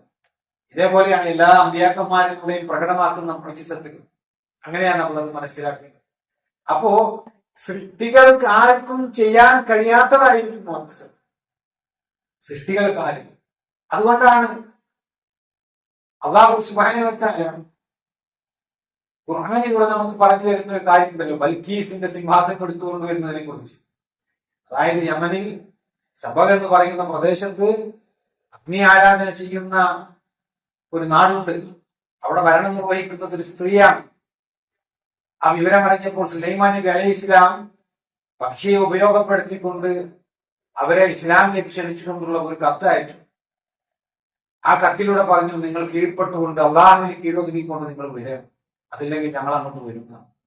അപ്പൊ അവർ കൂടി ആലോചിച്ചു. ബൽക്കീസ് എന്ന് പറയുന്ന ആ രാജ്ഞി അവർ തങ്ങളുടെ മന്ത്രിമാരും മറ്റുമൊക്കെ ആയിക്കൊണ്ട് ഭരണകാര്യങ്ങൾ കൂടിയാലോചിച്ചിട്ട് പറഞ്ഞു, നമുക്ക് അങ്ങോട്ടേക്ക് പോയി അവർ പറയുന്നത് എന്താണെന്ന് കേൾക്കാം. കാരണം രാജാക്കന്മാര് ഒരു നാട് ആക്രമിച്ചു കഴിഞ്ഞാൽ പിന്നെ ആ നാടിന്റെ അവസ്ഥ മോശമാവും, യുദ്ധം ഉണ്ടാവുക എന്ന് പറയുന്നത് അത് ഒഴിവാക്കാം. അവർ മാന്യമായിട്ടാണ് സംസാരിക്കുന്നത്, നല്ല മാന്യമായിട്ടൊരു എഴുത്താണ് വന്നിട്ട് എന്നൊക്കെ പറഞ്ഞുകൊണ്ട് അവർ സുലൈമാൻ നബി അലൈഹി ഇസ്ലാമിന്റെ അടുക്കലേക്ക് പോകാൻ തയ്യാറാകാം. ഈ വിവരം സുലൈമാൻ നബി അലൈഹി ഇസ്ലാമക്ക് വഹീനോട് അല്ലാഹു സുബ്ഹാനഹു വ തആല നൽകുക. അപ്പൊ ബൽക്കീസ് എന്ന് പറയുന്ന ആ രാജ്ഞിയും അവരുടെ ആ രാജ്യത്ത് മറ്റ് അധികാരങ്ങൾ കൈയാളുന്ന ആളുകളും ഫലസ്തീനിലേക്ക് എത്തി സുലൈമാൻ നബി അലൈഹി ഇസ്ലാമിന്റെ അടുക്കലേക്ക് എത്തുമ്പോൾ അവരെ കാണിക്കാൻ കഴിയുന്ന രൂപത്തിലുള്ള വലിയൊരു ദൃഷ്ടാന്തം കാണിച്ചു കൊടുക്കും. അതിന് ഏറ്റവും നല്ലത് അവരിയ്ക്കുന്ന സിംഹാസനം അങ്ങോട്ട് കൊണ്ടുവരിക എന്നുള്ളത്. അതുകൊണ്ട് സുലൈമാൻ നബി അലൈഹി ഇസ്ലാം ചോദിക്കുന്നുണ്ട് കൊട്ടാരത്തിൽ, ആർക്കാണ് ആ സിംഹാസനം എത്രയും പെട്ടെന്ന് കൊണ്ടുവരാൻ സാധിക്കുക എന്റെ മുമ്പിലേക്ക്. അവിടെയുള്ള മനുഷ്യന്മാർക്ക് അതിന് സാധിക്കില്ല. പിന്നെ ആരുള്ളത്? ജിന്നുകളാ. ജിന്നുകൾ എന്താ പറഞ്ഞത്? ജിന്നുകളിൽപ്പെട്ട മല്ലന്മാരിൽപ്പെട്ട ഒരാൾ എന്നാണ് ഖുർആൻ ഉപയോഗിച്ചത്. ഇഫ്രീത്താണ് എന്നൊക്കെ തഫ്സീറുകളിൽ കാണാം. ഈ സദസ്സ് പിരിയുന്നതിന് മുമ്പ് അത് ഞാൻ എടുത്തിട്ട് കൊണ്ടുവരാനാണ്. ഈ സദസ്സ് പിരിയുന്നതിന് മുമ്പ്, ഏത് സദസ്സ്? സുലൈമാൻ നബി അലൈഹി ഇസ്ലാമിയുടെ സദസ്സ് പിരിയണമായിരുന്നു. അപ്പോഴും അവിടെ എന്തില്ല? ഇപ്പൊ തന്നെ അത് കൊണ്ടുവരാന്ന് പറയുക, ഉടനെ ഈ നിമിഷം ആ സിംഹാസനം അവിടെ നിന്നിട്ട് എത്തണം. അത് ആർക്കും സാധ്യമല്ല. ജിന്നുകൾക്കും പറ്റൂല, മനുഷ്യന്മാർക്കും പറ്റൂല. അതാണ് KP മുഹമ്മദ് മൗലവിയെ പോലെയുള്ള പണ്ഡിതന്മാർ വിശ്വാസം എന്ന് പറയുന്ന ഗ്രന്ഥത്തിൽ 2ാം വാല്യത്തിൽ 135-ാമത്തെ പേജിൽ വിശദീകരിക്കുന്നു. അതൊരു മുഅ്ജിസത്താകും. ജിന്ന് കൊണ്ടുവന്നു കഴിഞ്ഞാൽ മുജിസത്താകൂല. കാരണം അവർക്ക് ആ കഴിവുണ്ട്. അവരുടെ കഴിവ് ഉപയോഗപ്പെടുത്തിയിട്ടാണല്ലോ. ആർക്കാണ് ഇത് കൊണ്ടുവരാൻ സാധിക്കാന്ന് ചോദിക്കുന്നത്. ആർക്കാണ് ആ വിഷയത്തിൽ കഴിവുള്ളത് എന്നാണ് സുലൈമാൻ നബിയുടെ ചോദ്യം. മനുഷ്യരാ കഴിവില്ല, പെട്ടെന്ന് കൊണ്ട്. പക്ഷെ ജിന്നിന് കഴിവുണ്ട്. പക്ഷെ എന്താ കഴിവ്? സദസ്സ് പിരിയുന്നതിന് മുമ്പ് കൊണ്ടുവരാന്നുള്ളത്. അപ്പോഴും അത് പെട്ടെന്ന് അവർക്കൊന്നും കഴിയാത്ത രൂപത്തിൽ കൊണ്ടുവരുന്നു. എന്നിട്ട് അത് സുലൈമാൻ നബി തന്നെ കൊണ്ടുവന്നു എന്നുള്ളതാണ് അതിന്റെ പ്രബലമായിട്ടുള്ള അഭിപ്രായം. എങ്കിലേ അത് മുഅ്ജിസത്താകും. കാരണം എന്താ? KP പോലെയുള്ള പണ്ഡിതന്മാർ വിശദീകരിക്കുക, മനുഷ്യ സൃഷ്ടി കഴിവിന് അപ്പുറമുള്ള ഒരു കാര്യമായിരിക്കണം അവിടെ മുഅ്ജിസത്ത് എന്ന. മനുഷ്യനും ചെയ്യാൻ സാധിക്കൂല, ജിന്നുകൾക്കും ചെയ്യാൻ സാധിക്കില്ല. സൃഷ്ടി കഴിവിനപ്പുറമുള്ള കാര്യം. ഓക്കെ, അല്ലാഹു സുബ്ഹാനഹു വ തആലയാണ് അവിടെ കാര്യകാരണ ബന്ധങ്ങൾക്ക് അപ്പുറമായിക്കൊണ്ട് പ്രവർത്തിക്കുന്നത്. മുഅ്ജിസത്ത് എന്ന് പറഞ്ഞു കഴിഞ്ഞാൽ അങ്ങനെയാണ്. കാര്യകാരണ ബന്ധങ്ങൾക്ക് ഉള്ളിലുള്ള കാര്യങ്ങളെ മുഅ്ജിസത്ത് എന്ന് പറയാൻ സാധിക്കില്ല. അള്ളാഹ് സബബായി നിശ്ചയിച്ച കാര്യമാണല്ലോ കാര്യകാരണ ബന്ധം. കാര്യകാരണ ബന്ധമുള്ള ഒരു കാര്യത്തെ മുഅ്ജിസത്താകില്ല. കാര്യകാരണ ബന്ധമുള്ള ഒരു കാര്യം കറാമത്താകില്ല. മനുഷ്യന്മാർക്കും സൃഷ്ടികൾക്കൊന്നും ചെയ്യാൻ കഴിയാത്ത കാര്യകാരണ ബന്ധങ്ങൾക്ക് അപ്പുറത്തുള്ള കാര്യങ്ങളാണ് മുഅ്ജിസത്താകുക. അപ്പൊ അത് സുലൈമാൻ നബി അലൈഹി ഇസ്ലാം കൊണ്ടുവന്നു. സഹോദരങ്ങളെ, ഈ വക വിഷയങ്ങളൊക്കെ നമ്മൾ പഠിക്കുമ്പോൾ മനസ്സിലാക്കേണ്ട ഒരു കാര്യം, അത്രമാത്രം സുലൈമാൻ നബി അലൈഹി ഇസ്ലാമക്ക് പ്രശസ്തി ഉണ്ടായിട്ടുണ്ട് ആ കാലഘട്ടത്തിൽ. ഈ ദുനിയാവിൽ ആർക്കും ലഭിക്കാത്ത അത്ര, ശരിക്കും മനസ്സിലാക്കണം അത്, ഈ ദുനിയാവിൽ ആർക്കും ലഭിക്കാത്ത അത്ര ഭൗതികമായിട്ടുള്ള സമ്പത്തുകൾ സുലൈമാൻ നബി അലൈഹി ഇസ്ലാമിയുടെ രാജവാഴ്ചയിൽ അദ്ദേഹത്തിന്റെ കയ്യിലുണ്ടായിരുന്നത്. ഈ ദുനിയാവിൽ ആർക്കും ലഭിക്കാത്ത അത്ര സൗകര്യങ്ങൾ സുലൈമാൻ നബി അലൈഹി ഇസ്ലാമിയുടെ രാജവാഴ്ചയിൽ അദ്ദേഹത്തിന് ഉണ്ടായിരുന്നു എന്നുള്ളത്. പിന്നീട് ജനങ്ങൾക്കിടയിൽ അത്രമാത്രം സ്വീകാര്യത നേടിയിട്ടുള്ള ഒരു വ്യക്തിയായിട്ട് സുലൈമാൻ നബി അലൈഹി ഇസ്ലാം മാറുന്നു. പിന്നെന്താ സംഭവിക്കുന്നത്? അദ്ദേഹത്തിന്റെ മരണം കഴിയുന്നു. സുലൈമാൻ നബി അലൈഹി ഇസ്ലാം മരണപ്പെട്ടതിന് ശേഷം ബാബിലോണിലുള്ള, ഞാൻ നേരത്തെ സൂചിപ്പിച്ച ആ ആളുകൾ അവരെന്താ ചെയ്തത്? അവര് പ്രചരിപ്പിച്ചു, സുലൈമാൻ നബി അലൈഹി ഇസ്ലാമിക്ക് ഈ കഴിവുകളൊക്കെ കിട്ടിയത് സിഹ്ർ ചെയ്തിട്ടാണ്. ഇങ്ങനെ ഉണ്ടായിരുന്നു. നമ്മളൊന്ന് ആലോചിച്ച് നോക്കിയാൽ സുലൈമാൻ നബി അലൈഹി ഇസ്ലാമക്ക് ഈ രൂപത്തിലുള്ള കഴിവുകൾ, പക്ഷികളുമായിട്ട് സംസാരിക്കാൻ കഴിഞ്ഞത്, ജിന്ന് പിശാചുക്കളെ ഉപയോഗപ്പെടുത്തിക്കൊണ്ട് അവരെ കൊണ്ട് പണിയെടുപ്പിക്കാൻ കഴിഞ്ഞത്, ധാരാളം കണക്കിന് സമ്പത്തുകൾ അദ്ദേഹത്തിന് നേടിയെടുക്കാൻ കഴിഞ്ഞത്, കാറ്റിനെ കീഴ്പ്പെടുത്തിക്കൊണ്ട് ഭൂമിയിൽ എവിടേക്ക് പോകണമെങ്കിലും അവിടെയെല്ലാം യാത്ര ചെയ്യാൻ സാധിച്ചത്, ഇതൊക്കെ സുലൈമാൻ നബി അലൈഹി ഇസ്ലാമക്ക് അല്ലാഹു സുബ്ഹാനഹു വ തആല നൽകിയ നിഅമത്താണ് എന്നല്ല പറയുന്നത്. സിഹ്റിലൂടെ അദ്ദേഹം സാധിച്ചെടുത്ത ഒരു കാര്യമാണ്. ഇന്ന് ആരെ വിശ്വസിക്കുന്നത്? ഇന്നും യഹൂദികളുടെ വിശ്വാസം, ഇന്നും നസാറാക്കളുടെ വിശ്വാസം, ക്രിസ്ത്യാനികളുടെ പ്രവാചകനെ കുറിച്ച് വിശ്വസിക്കുന്നത്. ആഭിചാരം ചെയ്തിരുന്ന ഒരു സമർത്ഥനായിട്ടുള്ള രാജാവായിട്ടാണ് ക്രിസ്ത്യാനികളുടെ കയ്യിലുള്ള ബൈബിള് സോളമൻ എന്ന് പറയുന്ന രാജാവിനെ പരിചയപ്പെടുത്തുന്നത്. നമ്മൾ ആലോചിച്ച് നോക്കി, എത്ര ഗൗരവമുള്ള ആരോപണം.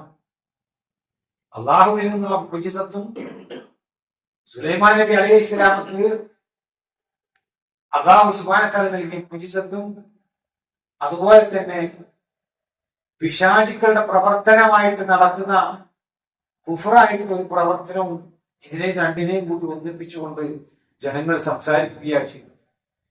നമുക്ക് തഫ്സീറുകളിൽ കാണാൻ സാധിക്കും. ഇബ്നു കസീർ റഹിമഹുല്ലാഹ് അവരെ പോലെയുള്ള പണ്ഡിതന്മാർ പറയുന്നുണ്ട്, വിശദീകരിക്കുന്നുണ്ട്, ജനങ്ങൾ സിഹ്റിന്റെ പ്രവർത്തനങ്ങളിൽ ധാരാളമായിട്ട് ഇടകലർന്ന് പിശാചുക്കൾ ഈ ഒരു കൃത്യം ജനങ്ങൾക്കിടയിൽ വ്യാപകമാക്കാൻ വേണ്ടി പരിശ്രമിച്ചപ്പോ ഇതൊക്കെ എല്ലാ സഹായങ്ങളും സുലൈമാൻ നബിക്ക് കിട്ടിയത് മാരണം കൊണ്ടാണ് എന്ന് ആളുകൾ പറഞ്ഞു നടന്നു എന്നാണ്.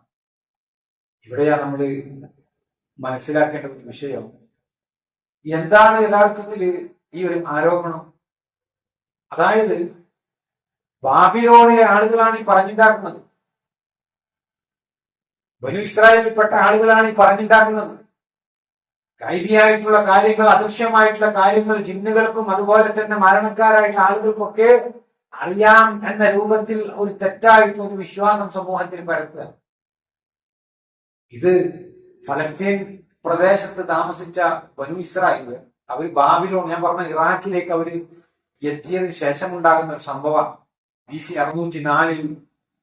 604 മുതൽ BC 561 വരെ ഞാൻ നേരത്തെ പറഞ്ഞ ബാബിലോണിലെ രാജാവായ മുഖ്തനസർ എന്ന് പറയുന്ന ദുഷ്ടനായിരുന്ന രാജാവ്, ആ വ്യക്തിയാണ് ആക്രമണത്തിലൂടെ ഇസ്രായേൽ സമുദായത്തിൽപ്പെട്ട ആളുകളെ ബാബിലോണിലേക്ക് നാടുകടത്തപ്പെടുന്നു.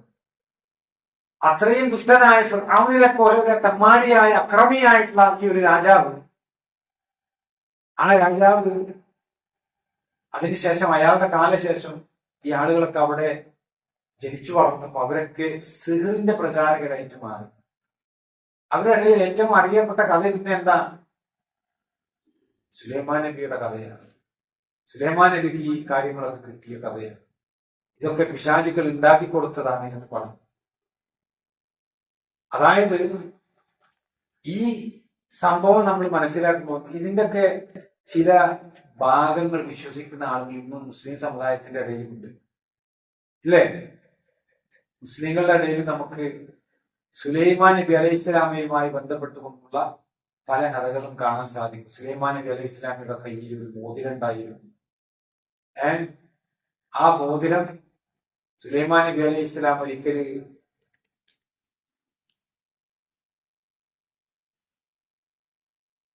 ബാത്റൂമിലേക്ക് പോയ സന്ദർഭത്തിൽ മോതിരം അവിടെ ഊരി വെച്ചു.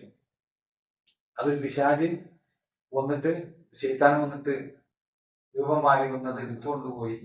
അതിനുശേഷം സുലൈമാൻ നബി അലൈഹി ഇസ്ലാമിയുടെ രാജ്യത്വമൊക്കെ അവസാനിച്ചു എന്ന രൂപത്തിലുള്ള കഥകൾ ഈ മുസ്ലിയാക്കന്മാര് തന്നെ നമ്മുടെ നാട്ടിൽ പ്രചരിപ്പിക്കുന്ന കഥയാണ്. എന്തിനു വേണ്ടിയിട്ട്? സിഹറുമായി ബന്ധപ്പെട്ട ഇസ്മിന്റെ പണികളൊക്കെ അതിന് ആധികാരികമായിട്ടുള്ള തെളിവുകൾ ഉണ്ടാക്കാൻ വേണ്ടിയിട്ട് നമ്മുടെ നാട്ടിൽ ഇങ്ങനെയുള്ള കഥകളൊക്കെ പ്രചരിപ്പിക്കുന്നത് നമുക്ക് കാണാൻ സാധിക്കുന്നു. ശരിക്ക് ഇവിടെ നമ്മൾ മനസ്സിലാക്കേണ്ട ഒരു വിഷയം, വേദഗ്രന്ഥമായ തൗറാത്തിലെ അധ്യാപനങ്ങൾ വലിച്ചെറിഞ്ഞുകൊണ്ട് പിശാചുക്കൾ ഓതിക്കൊടുത്ത പലതിനെയാണ് അവര് പിൻപറ്റിയത്.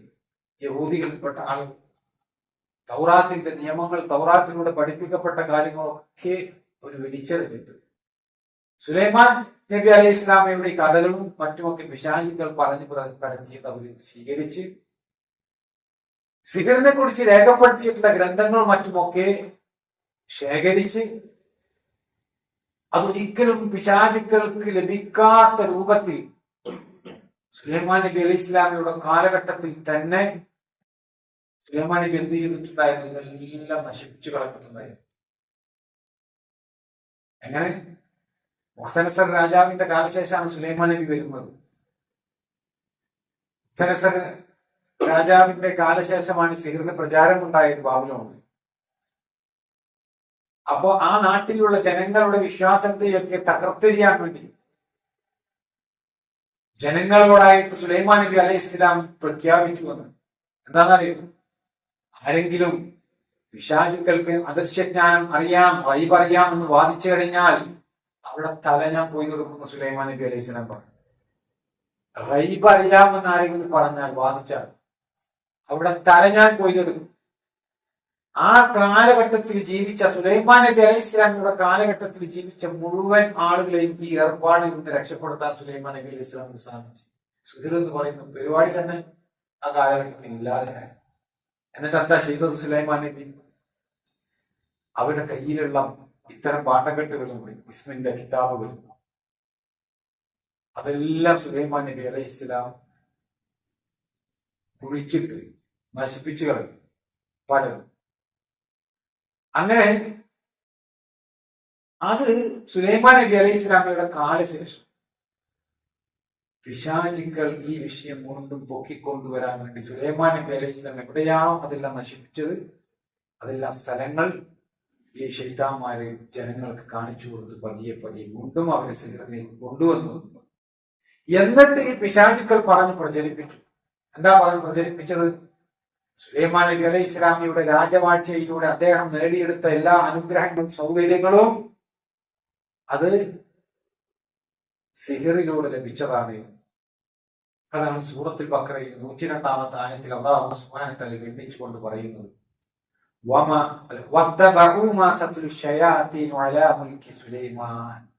സുലൈമാന്റെ രാജവാഴ്ചയെ പറ്റി പിശാചുക്കൾ പറഞ്ഞു വരുത്തിക്കൊണ്ടിരുന്നതിനെ അവർ പിൻപറ്റുകയും ചെയ്തു. ആര് പിൻപറ്റി? യഹൂദികൾ പിൻപറ്റി, ഇസ്രായേൽ ജനത പിൻപറ്റി. പിശാചുക്കളെ പറഞ്ഞ് പ്രചരിപ്പിച്ചത് അവയാത് പറഞ്ഞു തരുന്നത്. സുലൈമാൻ നബി അലൈഹി ഇസ്ലാമിയുടെ രാജവാഴ്ചയെ പറ്റി പിശാചുക്കൾ പറഞ്ഞ് പ്രചരിപ്പിച്ച കളവുകൾ, ഇതെല്ലാം നേടിയെടുത്തത് സിഹറിലൂടെയാണ് എന്ന് പ്രചരിപ്പിച്ച ആ കളവുകൾ മുഴുവൻ ഇസ്രായേൽ ജനത പിൻപറ്റി. എന്നിട്ട് അവരെ കുറിച്ച് അല്ലാഹു സുബ്ഹാനഹു വ തആല പറയും, വമാ കഫറ സുലൈമാൻ, സുലൈമാൻ നബി അലൈഹി ഇസ്ലാം കാഫിറായിട്ടില്ല, സിഹർ ചെയ്ത കാഫിറായിരുന്നു. വമാ കഫറ സുലൈമാൻ, സുലൈമാൻ നബി അലൈഹി ഇസ്ലാം കാഫിറായിട്ടില്ല. വലാകിന്ന ശയാത്തീന കഫറു യുഅല്ലിമൂന അന്നാസ സിഹർ, എന്നാൽ പിശാചുക്കളാണ് കാഫിറായത്. എങ്ങനെയാ പിശാചുക്കൾ കാഫിറായത്? യുഅല്ലിമൂന അന്നാസ സിഹർ, സിഹർ ജനങ്ങൾക്ക് പഠിപ്പിച്ചു കൊടുത്തു. സിഹർ പഠിപ്പിച്ചു കൊടുത്ത കാഫിറായിരുന്നു, കുഫറാണ്. അപ്പോ ആഭിചാരം, മാരണം, ആ ക്ഷുദ്രകൃതി, ആ പ്രവർത്തനം പഠിപ്പിച്ചു കൊടുത്തത് ആരാണ്? ശൈത്താന്മാരെ പഠിപ്പിച്ച. അങ്ങനെ പിശാചുക്കളാണ് അവര് സത്യനിഷേധം കാണിച്ചത്, അവിശ്വാസം കാണിച്ചത് എന്ന് അല്ലാഹു സുബ്ഹാനഹു വ തആല നമ്മുടെ സുലൈമാൻ നബി അലൈഹി ഇസ്ലാമിനെ പരിശുദ്ധനാക്കി ചെയ്യുന്നത് എന്നാണ്. നോക്കിയേ, ഇന്ന് ആരാ ഇത് വിശ്വസിക്കുന്നത്? സുലൈമാൻ നബി അലൈഹി ഇസ്ലാം, അല്ലാഹു സുബ്ഹാനഹു വ തആല സുലൈമാൻ നബി അലൈഹി ഇസ്ലാമിയുമായി ബന്ധപ്പെടുത്തി അദ്ദേഹത്തിന്റെ പരിശുദ്ധിയെ നമുക്ക് പറഞ്ഞു തരുമ്പോ സുലൈമാൻ നബി അലൈഹി ഇസ്ലാം സിഹർ ചെയ്ത വ്യക്തിയാണ് എന്ന് യഹൂദികൾ വിശ്വസിക്കും. സുലൈമാൻ നബി അലൈഹി ഇസ്ലാം സിഹറിന്റെ വക്താവായിരുന്നു എന്ന് നസ്വാറാക്കൾ വിശ്വസിക്കും. സുലൈമാൻ നബി അലൈഹി ഇസ്ലാം ഉപയോഗിച്ച ഇസ്മിന്റെ കിതാബുകളാണ് ഇന്നും ശൈത്താന്മാരെ പ്രചരിപ്പിച്ച സാധനങ്ങൾ മുസ്ലിയാക്കന്മാർ കൊണ്ടു നടക്കുന്നത്. അവരുടെ ഇടയിലും ഈ രൂപത്തിലുള്ള കഥകൾ ഇത് ചെയ്യുന്ന ആളുകളുടെ ഇവരെയൊക്കെ ഗണ്ണിച്ചുകൊണ്ടാണ് അല്ലാഹു സുബ്ഹാനഹു വ തആല പറഞ്ഞത്, വമാ കഫറ സുലൈമാൻ, സുലൈമാൻ നബി അലൈഹി ഇസ്ലാം ഒരിക്കലും ഇത് ചെയ്തിട്ടില്ല, കാഫിറായി പോയിട്ടില്ല എന്ന് പറയുന്നത്. എന്നിട്ടോ ഈ ഒരു വിഷയം ശരിക്കും നമ്മൾ മനസ്സിലാക്കണം. അതായത് നബി സല്ലല്ലാഹു അലൈഹി വസല്ലം 7 വൻപാപങ്ങളായിട്ട് പറഞ്ഞ ഒരു വിഷയമാണ് യഥാർത്ഥത്തിൽ സിഹർ എന്ന് പറയുന്നത്. അല്ലാഹുവിൽ പങ്കുചേർക്കലും സിഹറും അതുപോലെ തന്നെ വേറെ 5ഓളം കാര്യങ്ങൾ നബി സല്ലല്ലാഹു അലൈഹി വസല്ലം എണ്ണി പഠിപ്പിച്ച ഒരു വിഷയം. അത്രയും ഗൗരവമുള്ള 7 വൻപാപങ്ങളെ കുറിച്ച് പറഞ്ഞ ഒരു സംഗതിയാണ് ഈ പ്രവാചകനിലേക്ക് ചേർത്തുകൊണ്ട് പല ആളുകളും പറയുന്നത്. എന്നിട്ട് അല്ലാഹു സുബ്ഹാനഹു വ തആല ശേഷം നമുക്ക് പറഞ്ഞു തരിക, വമാ ഉൻസില അലൽ മലക്കൈനി ബിബാബില ഹാറൂത വമാറൂത്, ബാബിലോണിൽ ഹാറൂത്തും മാറൂത്തും എന്ന 2 മലക്കുകൾക്ക് ഇറക്കപ്പെട്ടതും അവർ പിൻപറ്റിയെന്ന്. ആര് പിൻപറ്റി? പിശാചുക്കൾ പിൻപറ്റി. അതെന്താ? ഒന്ന്, സുലൈമാൻ നബി അലൈഹി ഇസ്ലാം സിഹറിലൂടെയാണ് ഇതൊക്കെ ചെയ്തത് എന്ന് പറഞ്ഞുകൊണ്ട് പിശാചുക്കൾ പറഞ്ഞു വരുന്നത്. എന്നിട്ട് ആ സിഹറിന്റെ കാര്യങ്ങൾ പിശാചുക്കളെ പിൻപറ്റി. രണ്ടാമത്തത്, ബാബിലോണിലേക്ക് ഇറക്കപ്പെട്ട ഹാറൂത്തും മാറൂത്തും എന്ന് പേരുള്ള 2 മലക്കുകൾക്ക് ആ മലക്കുകൾ പഠിപ്പിച്ച കാര്യങ്ങളും അവർ പിൻപറ്റി. എന്താ അവർ പഠിപ്പിച്ചത്? അതിനെ കുറിച്ച് എന്താ അല്ലാഹു പറഞ്ഞത്? വമാ യുഅല്ലിമാനി മിൻ അഹദിൻ ഹത്താ യഖൂലാ ഇന്നമാ നഹ്നു ഫിത്നത്തുൻ ഫലാ തക്ഫുർ, ഞങ്ങൾ ഒരു പരീക്ഷണം മാത്രമാണ്, അതുകൊണ്ട് നീ കുഫർ ചെയ്യരുത്, നീ അവിശ്വസിച്ചു പോകരുത്. ഇത് പറഞ്ഞു കൊടുക്കാതെ ഒരാൾക്കും ഈ 2 ആളുകളും പഠിപ്പിച്ചിരുന്നില്ല എന്ന്. ഇവരും സിഹർ പഠിപ്പിച്ചു എന്നാണ്. ആര്? മലക്കുകള്. ഈ കുഫറായിട്ടുള്ള കാര്യം പഠിപ്പിക്കാൻ വേണ്ടിയിട്ട് അല്ലാഹു സുബ്ഹാനഹു വ തആല 2 മലക്കുകളെ നിയോഗിച്ചു എന്നാണ്. ഇവിടെയാണ് നമ്മൾ ശരിക്കും മനസ്സിലാക്കേണ്ട ഒരു കാര്യം.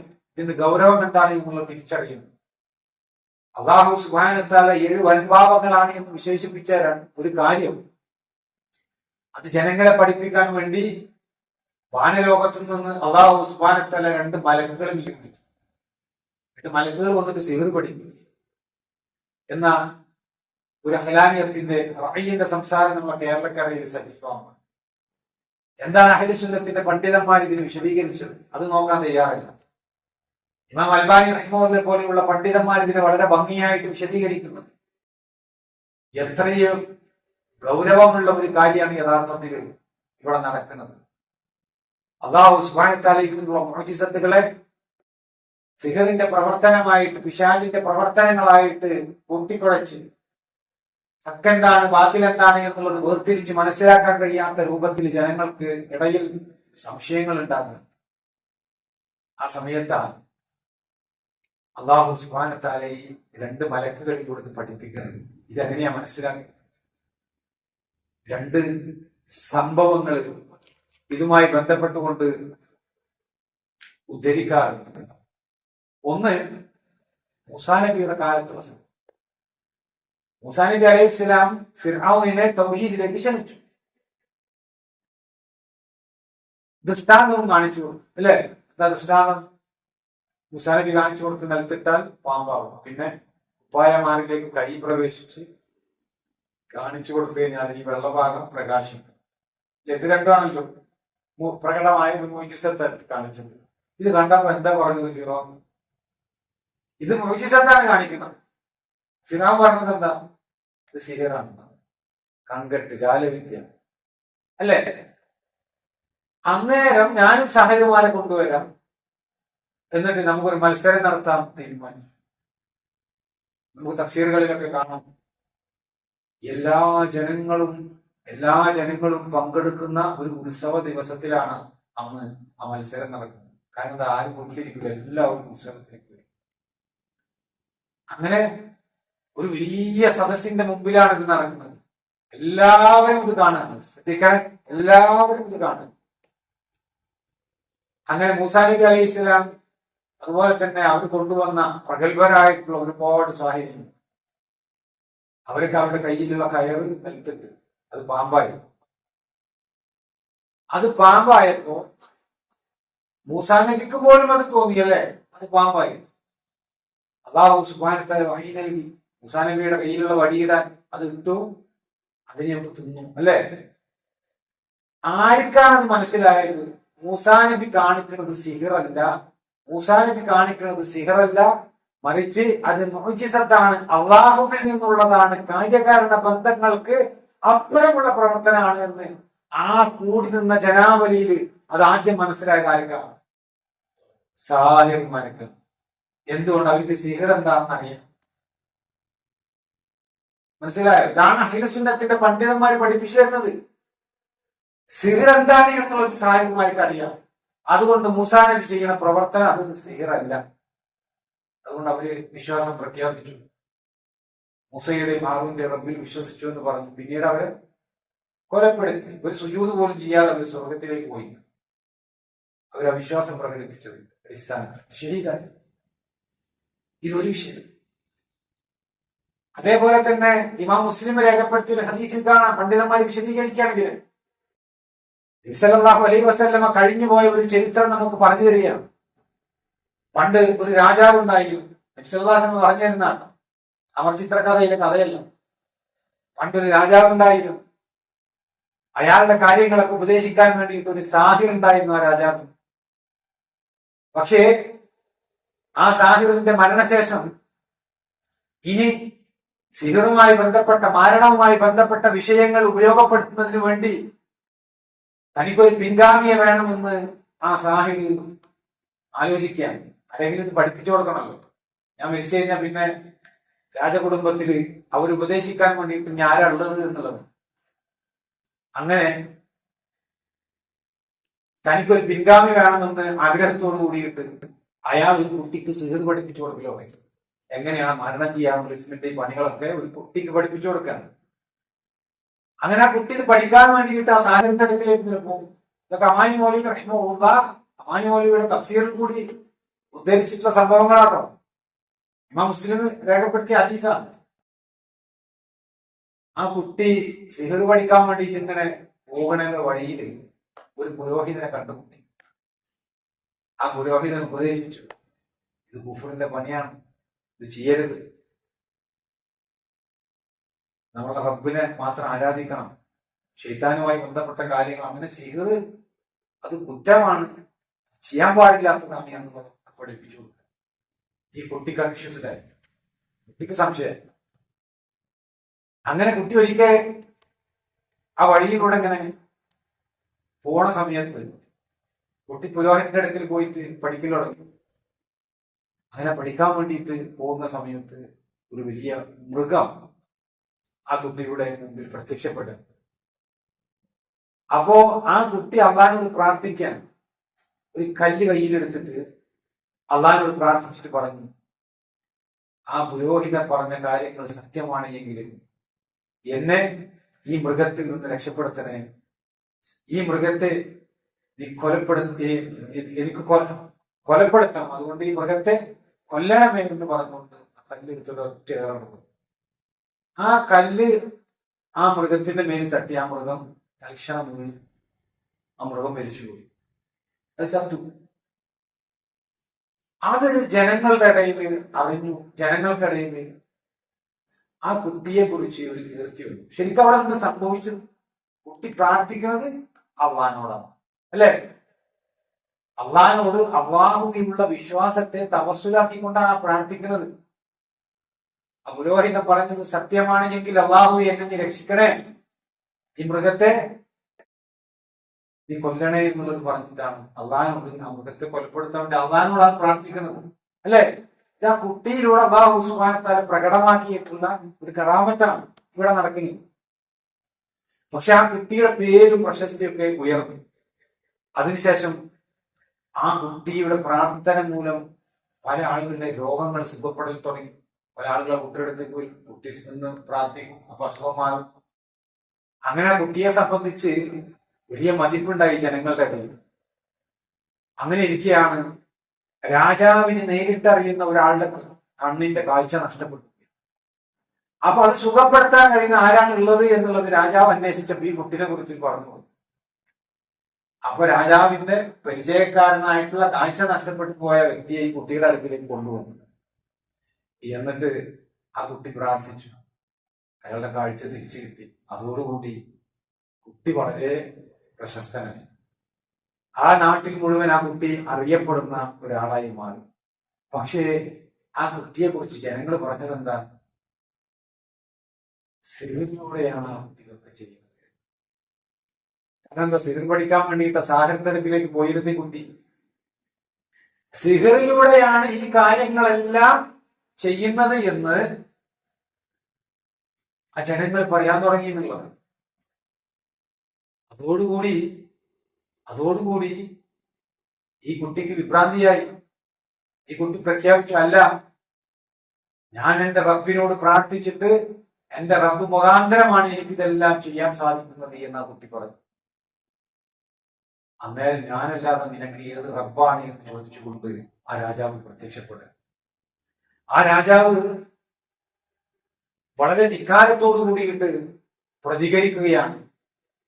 ആ കുട്ടി ഇങ്ങനെ പറയാനുള്ള കാരണം എന്താണെന്ന് അന്വേഷിച്ചു.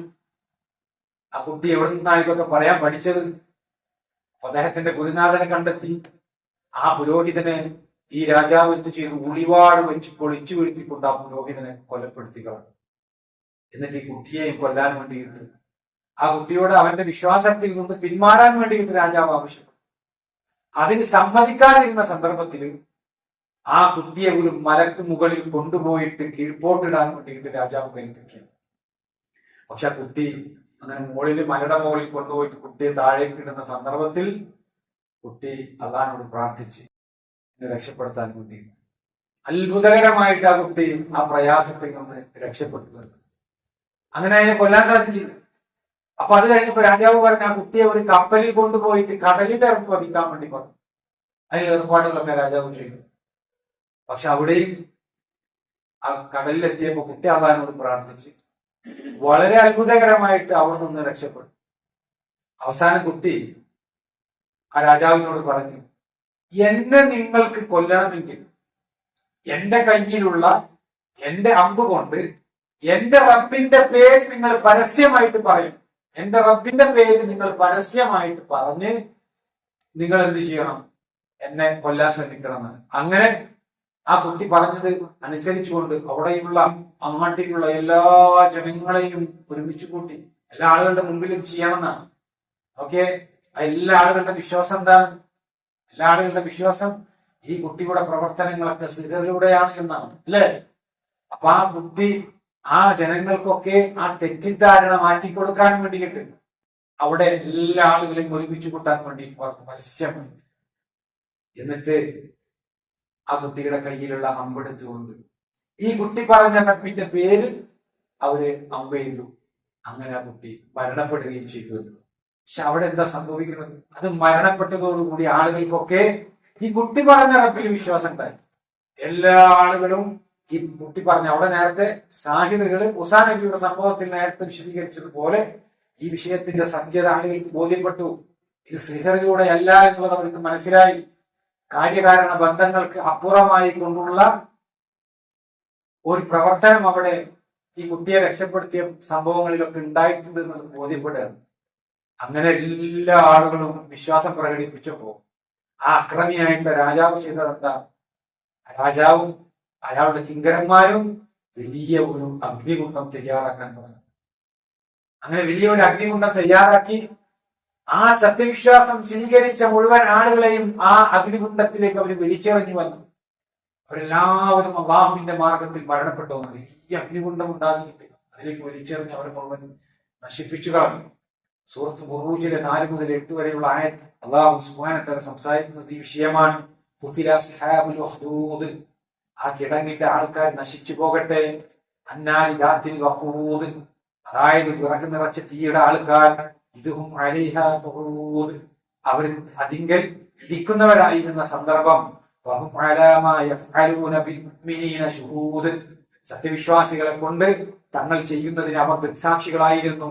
വമാ നഖമൂ മിൻഹും ഇല്ലാ അൻ യുഅ്മിനൂ ബില്ലാഹിൽ അസീസിൽ ഹമീദ്, പ്രതാപശാലിയും സുദീർഘനുമായ അല്ലാഹുവിൽ അവർ വിശ്വസിക്കുന്നു എന്നത് മാത്രമായിരുന്നു അവരുടെ മേൽ അവൻ ചുമത്തിയ കുറ്റമെന്ന്. ഈ വിഷയത്തെ കുറിച്ച് തഫ്സീറുകളിലൊക്കെ കാണാം ഈ ആയത്തിനെ കുറിച്ച്. അപ്പൊ നോക്കി നമ്മൾ പറഞ്ഞു വന്ന വിഷയം എന്താ? സുലൈമാൻ നബി അലൈഹി ഇസ്ലാമക്ക് ലഭിച്ച ആ രാജവാഴ്ചയിൽ ലഭിച്ച അനുഗ്രഹങ്ങൾ അത് മുഴുവൻ സിഹറിലൂടെ ലഭിച്ചതാണ് എന്ന് ജനങ്ങൾ വിശ്വസിക്കുക എന്ന് പറയുമ്പോൾ ഇന്നും അത് വിശ്വസിക്കുന്ന ആളുകളുണ്ട് എന്നുള്ളതാണ്. അത് ചെറിയ കാര്യമല്ല. അതിനെ വ്യക്തമാക്കി കൊടുക്കേണ്ടതുണ്ട്. അത് വ്യക്തമാക്കി കൊടുക്കാൻ വേണ്ടിയിട്ടാണ് അല്ലാഹു സുബ്ഹാനഹു വ തആല അവിടെ 2 മലക്കുകളെ ഇറക്കിയത് എന്നാണ്. അപ്പോ ആ ഇറക്കിയ കാര്യങ്ങൾ അത് പണ്ഡിതന്മാർ, ഇമാം അൽബാനി റഹിമഹുള്ളയെ പോലെയുള്ള പണ്ഡിതന്മാർ നമുക്ക് വിശദീകരിച്ചു തരുന്നത്. അതായത് സിഹർ എന്താണ് എന്ന് മനസ്സിലായി കഴിഞ്ഞാലാണ് മുഅ്ജിസത്ത് എന്താണ് എന്നുള്ളത് അത് രണ്ടും വേർതിരിച്ച് മനസ്സിലാക്കാൻ ജനങ്ങൾക്ക് സാധിക്കുകയും. അതുകൊണ്ട് മൂസാ നബി അലൈഹി സ്വലാമക്ക് ആ കാലഘട്ടത്തിൽ സാഹിര്യങ്ങളായിട്ടുള്ള ആളുകൾ മൂസാ നബി അലൈഹി സ്വലാമയുടെ സിഹറല്ല, അത് മുഅ്ജിസത്താണ് എന്ന് അവർ തിരിച്ചറിഞ്ഞതുപോലെ ജനങ്ങൾക്ക് തിരിച്ചറിയാൻ വേണ്ടിയിട്ടാണ് ഈ സിഹർ അവർ പഠിപ്പിച്ചു കൊടുത്തത്. ആര്? ഈ 2 മലക്കുകൾ, ഹാറൂത്തും മാറൂത്തും. പക്ഷെ ജനങ്ങൾ അവരെന്താ ചെയ്തത്? ഇസ്രായേലിയർ അവർ ചെയ്തത് സുലൈമാൻ നബി അലൈഹി ഇസ്ലാമിയെ കുറിച്ച് കള്ളപ്രചരണം നടത്തിയ പിശാചുക്കൾ പ്രചരിപ്പിച്ച സിഹറിന്റെ പാഠക്കെട്ടുകളും അതുപോലെ തന്നെ ഹാറൂത്തും മാറൂത്തും പഠിപ്പിച്ചു കൊടുത്ത സിഹറിന്റെ അധ്യാപനങ്ങൾ, ഇത് രണ്ടും അവർ സ്വീകരിച്ചു എന്നുള്ളതാണ്. ഇത് രണ്ടും അവർ സ്വീകരിച്ചിട്ട് അവരെന്താ ചെയ്തത്?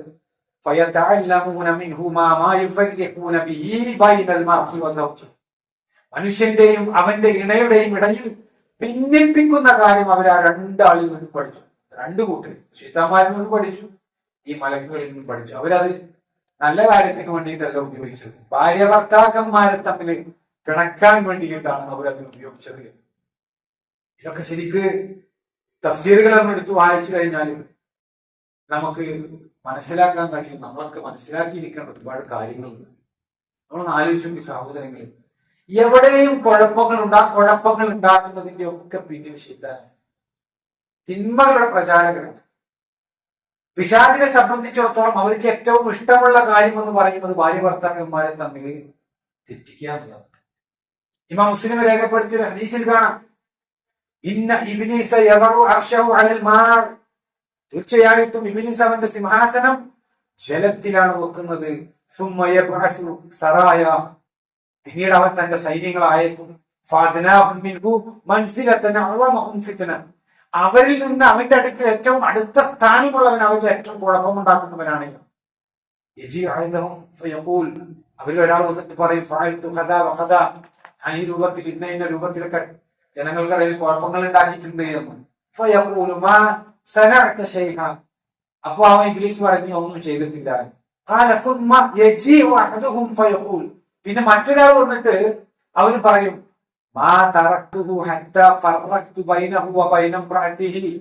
ഞാൻ ഒരാളെ വിട്ടില്ല, അവനെയും അവന്റെ ഭാര്യയെയും വേർപിരിക്കുന്നത് വരെ. ഖാല ഫയുദ്നീഹു ഖാല ഫയുദ്നീഹി മിൻഹു വയഖൂലു നിഅമ അൻത.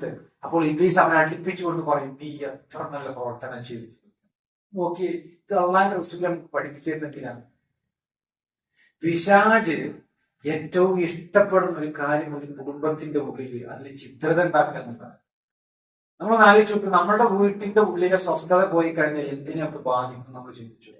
നമ്മുടെ പഠനത്തെ ബാധിക്കൂലേ, നമ്മുടെ ജോലിയെ ബാധിക്കൂലേ, നമ്മുടെ സ്വഭാവത്തെ ബാധിക്കൂലേ, മറ്റുള്ള ആളുകളുമായിട്ട് നമ്മൾ പെരുമാറുന്നതിന് ബാധിക്കൂലേ? എല്ലാ വിഷയങ്ങളുടെയും അടിസ്ഥാനമായിട്ട് നമുക്ക് പറയാൻ കഴിയുന്ന ഒന്നാണ് വീട്ടിലെ ഭാര്യ ഭർത്തൃ ബന്ധം എന്ന് പറയുന്നത്.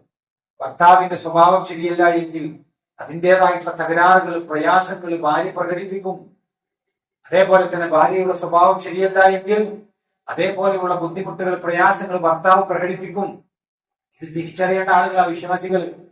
ആരാ ഇത് ഉണ്ടാക്കുന്നത്? വീട്ടില് ഈ കുഴപ്പങ്ങൾ ഉണ്ടാക്കുന്നത് ശൈത്താനാണ്. ഇത് സ്വീകരിക്കണമെന്നില്ല. ശൈത്താൻ വന്നിട്ട് ഇങ്ങനെ പറയുന്നതാണ് ഇബ്ലീസിന്റെ അടുത്ത് പോയിട്ട് ഇബ്ലീസിനോട് പറഞ്ഞ എന്റെ വീട്ടിൽ ഇന്ന കുഴപ്പങ്ങളൊക്കെ ഉണ്ടാക്കിയിട്ടുണ്ട്, നല്ല മൂർച്ച കയറ്റി വിട്ടിട്ടുണ്ട്, ഒരു ടീമിനെ ഞാൻ വിട്ടില്ല, അവർ തമ്മിൽ കണ്ട് വേർപ്പെടുത്തുന്നത് വരെ ഞാൻ പുറകിലുണ്ടായിരുന്നത്. ഇതൊക്കെ പറഞ്ഞു കൊടുക്കുന്നു. അപ്പൊ ഈ വക സംഭവങ്ങൾ കാണുമ്പോ ഈമാനുള്ള, പഠിച്ചിട്ടുള്ള ഈ വിഷയങ്ങളെ സംബന്ധിച്ച് കൃത്യമായിട്ട് ഹദീസുകളിലൂടെ മനസ്സിലാക്കിയ നമ്മളെന്താ മനസ്സിലാക്കുക? വീട്ടിന്റെ ഉള്ളിൽ കുഴപ്പമുണ്ടാവുമ്പോ ശൈത്താൻ വീടിന്റെ ഉള്ളിലേക്ക് കയറിയിട്ടുണ്ടെന്നുള്ളതാണ്. അതിനെ ഇറക്കാനുള്ള, അതായത് വീട്ടിൽ നിന്ന് ഒഴിവാക്കാൻ വേണ്ടിയിട്ടുള്ള കാര്യങ്ങളാണ് നമ്മൾ ചിന്തിക്കുക. അങ്ങനെ അവിടെ ക്ഷമ കൊണ്ട് കൈക്കൊണ്ട് അല്ലാഹുവിനോട് പ്രാർത്ഥിച്ച് നമ്മളുടെ സ്വഭാവങ്ങളിൽ നമ്മൾ ക്ഷമ കൈക്കൊണ്ടുകൊണ്ട് ആ കുടുംബത്തിന്റെ ഭദ്രത നിലനിർത്താൻ ശ്രമിക്കും. നമ്മളും തിരിച്ച് പ്രതികരിക്കുന്നത് മോശമായി കഴിഞ്ഞാലോ ഒരുപാട് കുഴപ്പങ്ങളാണ് വീട്ടിലുണ്ടാകുക. ഇത് യഥാർത്ഥത്തിൽ പഠിച്ച ആളുകൾക്ക് മനസ്സിലാക്കാൻ സാധിക്കും. പക്ഷേ ഇന്നൊരു ഫാഷനായിട്ട് മാറിയിട്ടുണ്ട് ഭാര്യ ഭർത്തൃ ബന്ധ കുഴപ്പങ്ങൾ. നേരെ കൗൺസിലിംഗ് ആണ്. ഇസ്ലാം പ്രോത്സാഹിപ്പിക്കാത്ത കൗൺസിലിംഗ്. റസൂലുള്ളാഹി സ്വല്ലല്ലാഹു അലൈഹി വസല്ലം എത്ര ആളുകൾ ഉപദേശിച്ചിട്ടുണ്ടെന്ന് ആലോചിച്ചു. എത്ര ആളുകൾ ഉപദേശിച്ചിട്ടുണ്ട്.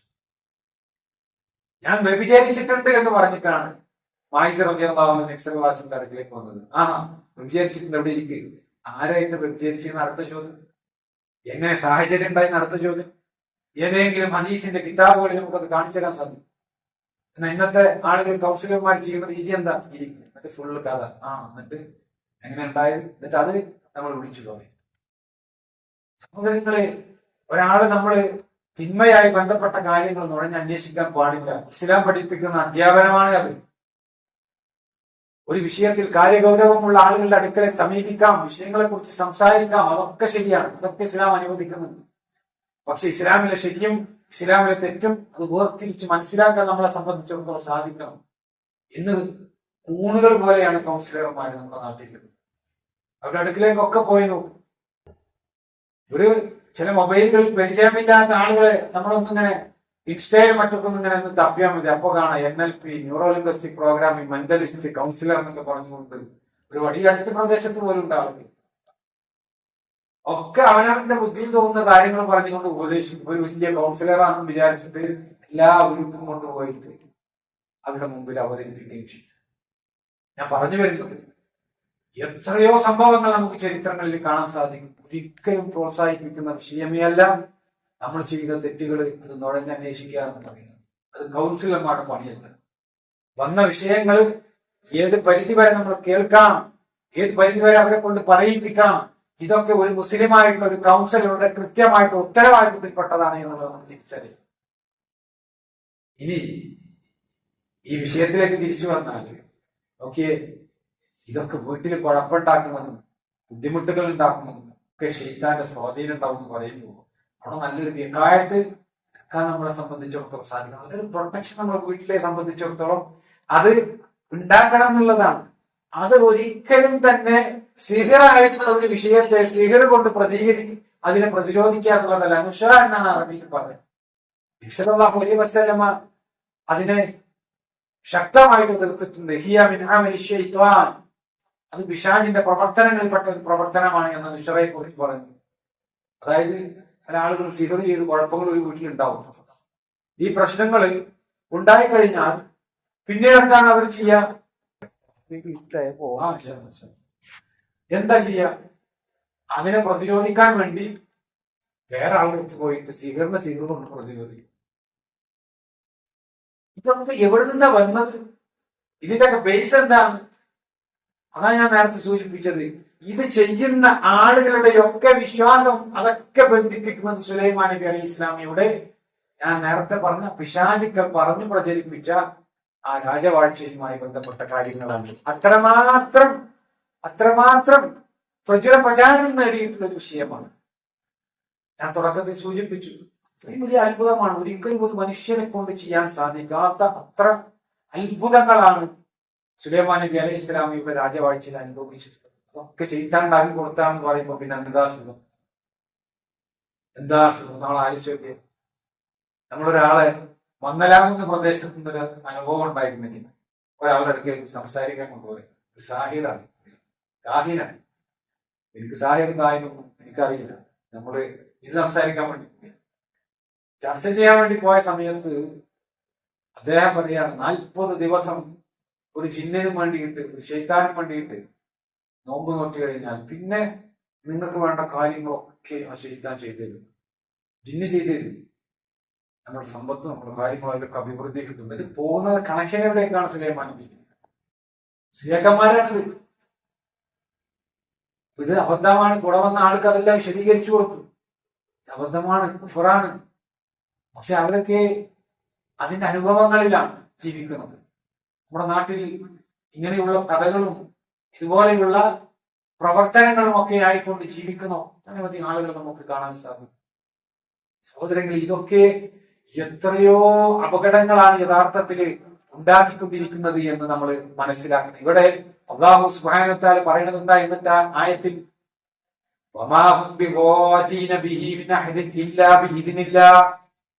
അള്ളാഹുവിന്റെ അനുമതി പ്രകാരമില്ലാതെ ഒരാൾക്കും തന്നെ അതുകൊണ്ട് അവന് ഉപദ്രവം വരുത്തുന്നതല്ല.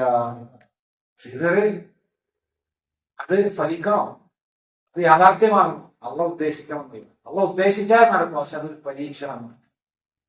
അപ്പൊ നമ്മൾ എന്താ ചെയ്യാ? ഇത്തരം വിശ്വാസപരമായിട്ടുള്ള കാര്യങ്ങൾ അവിടെ അതൊക്കെ നമ്മൾ ഗൗരവപൂർവം തന്നെ നമ്മൾ കണ്ട് ഒരിക്കലും തന്നെ ഇത്തരം പ്രവർത്തനങ്ങളിൽ പോയിട്ട് അകപ്പെടാൻ പാടില്ല. ഇത് നമ്മൾ അങ്ങനെ അകപ്പെടുന്ന ആളുകളുണ്ട് ധാരാളക്കണക്കിന്. അവരെ ഇത് പഠിപ്പിക്കണം. സൂറത്തുൽ ബഖറയിലെ 102-ാമത്തെ ആയത്ത് മാത്രം മതി, അതിന്റെ തഫ്സീർ മാത്രം മതി വിഷയം മനസ്സിലാക്കാൻ. എത്ര വ്യക്തമാണ് എന്ന് ആലോചിച്ചു നോക്കി.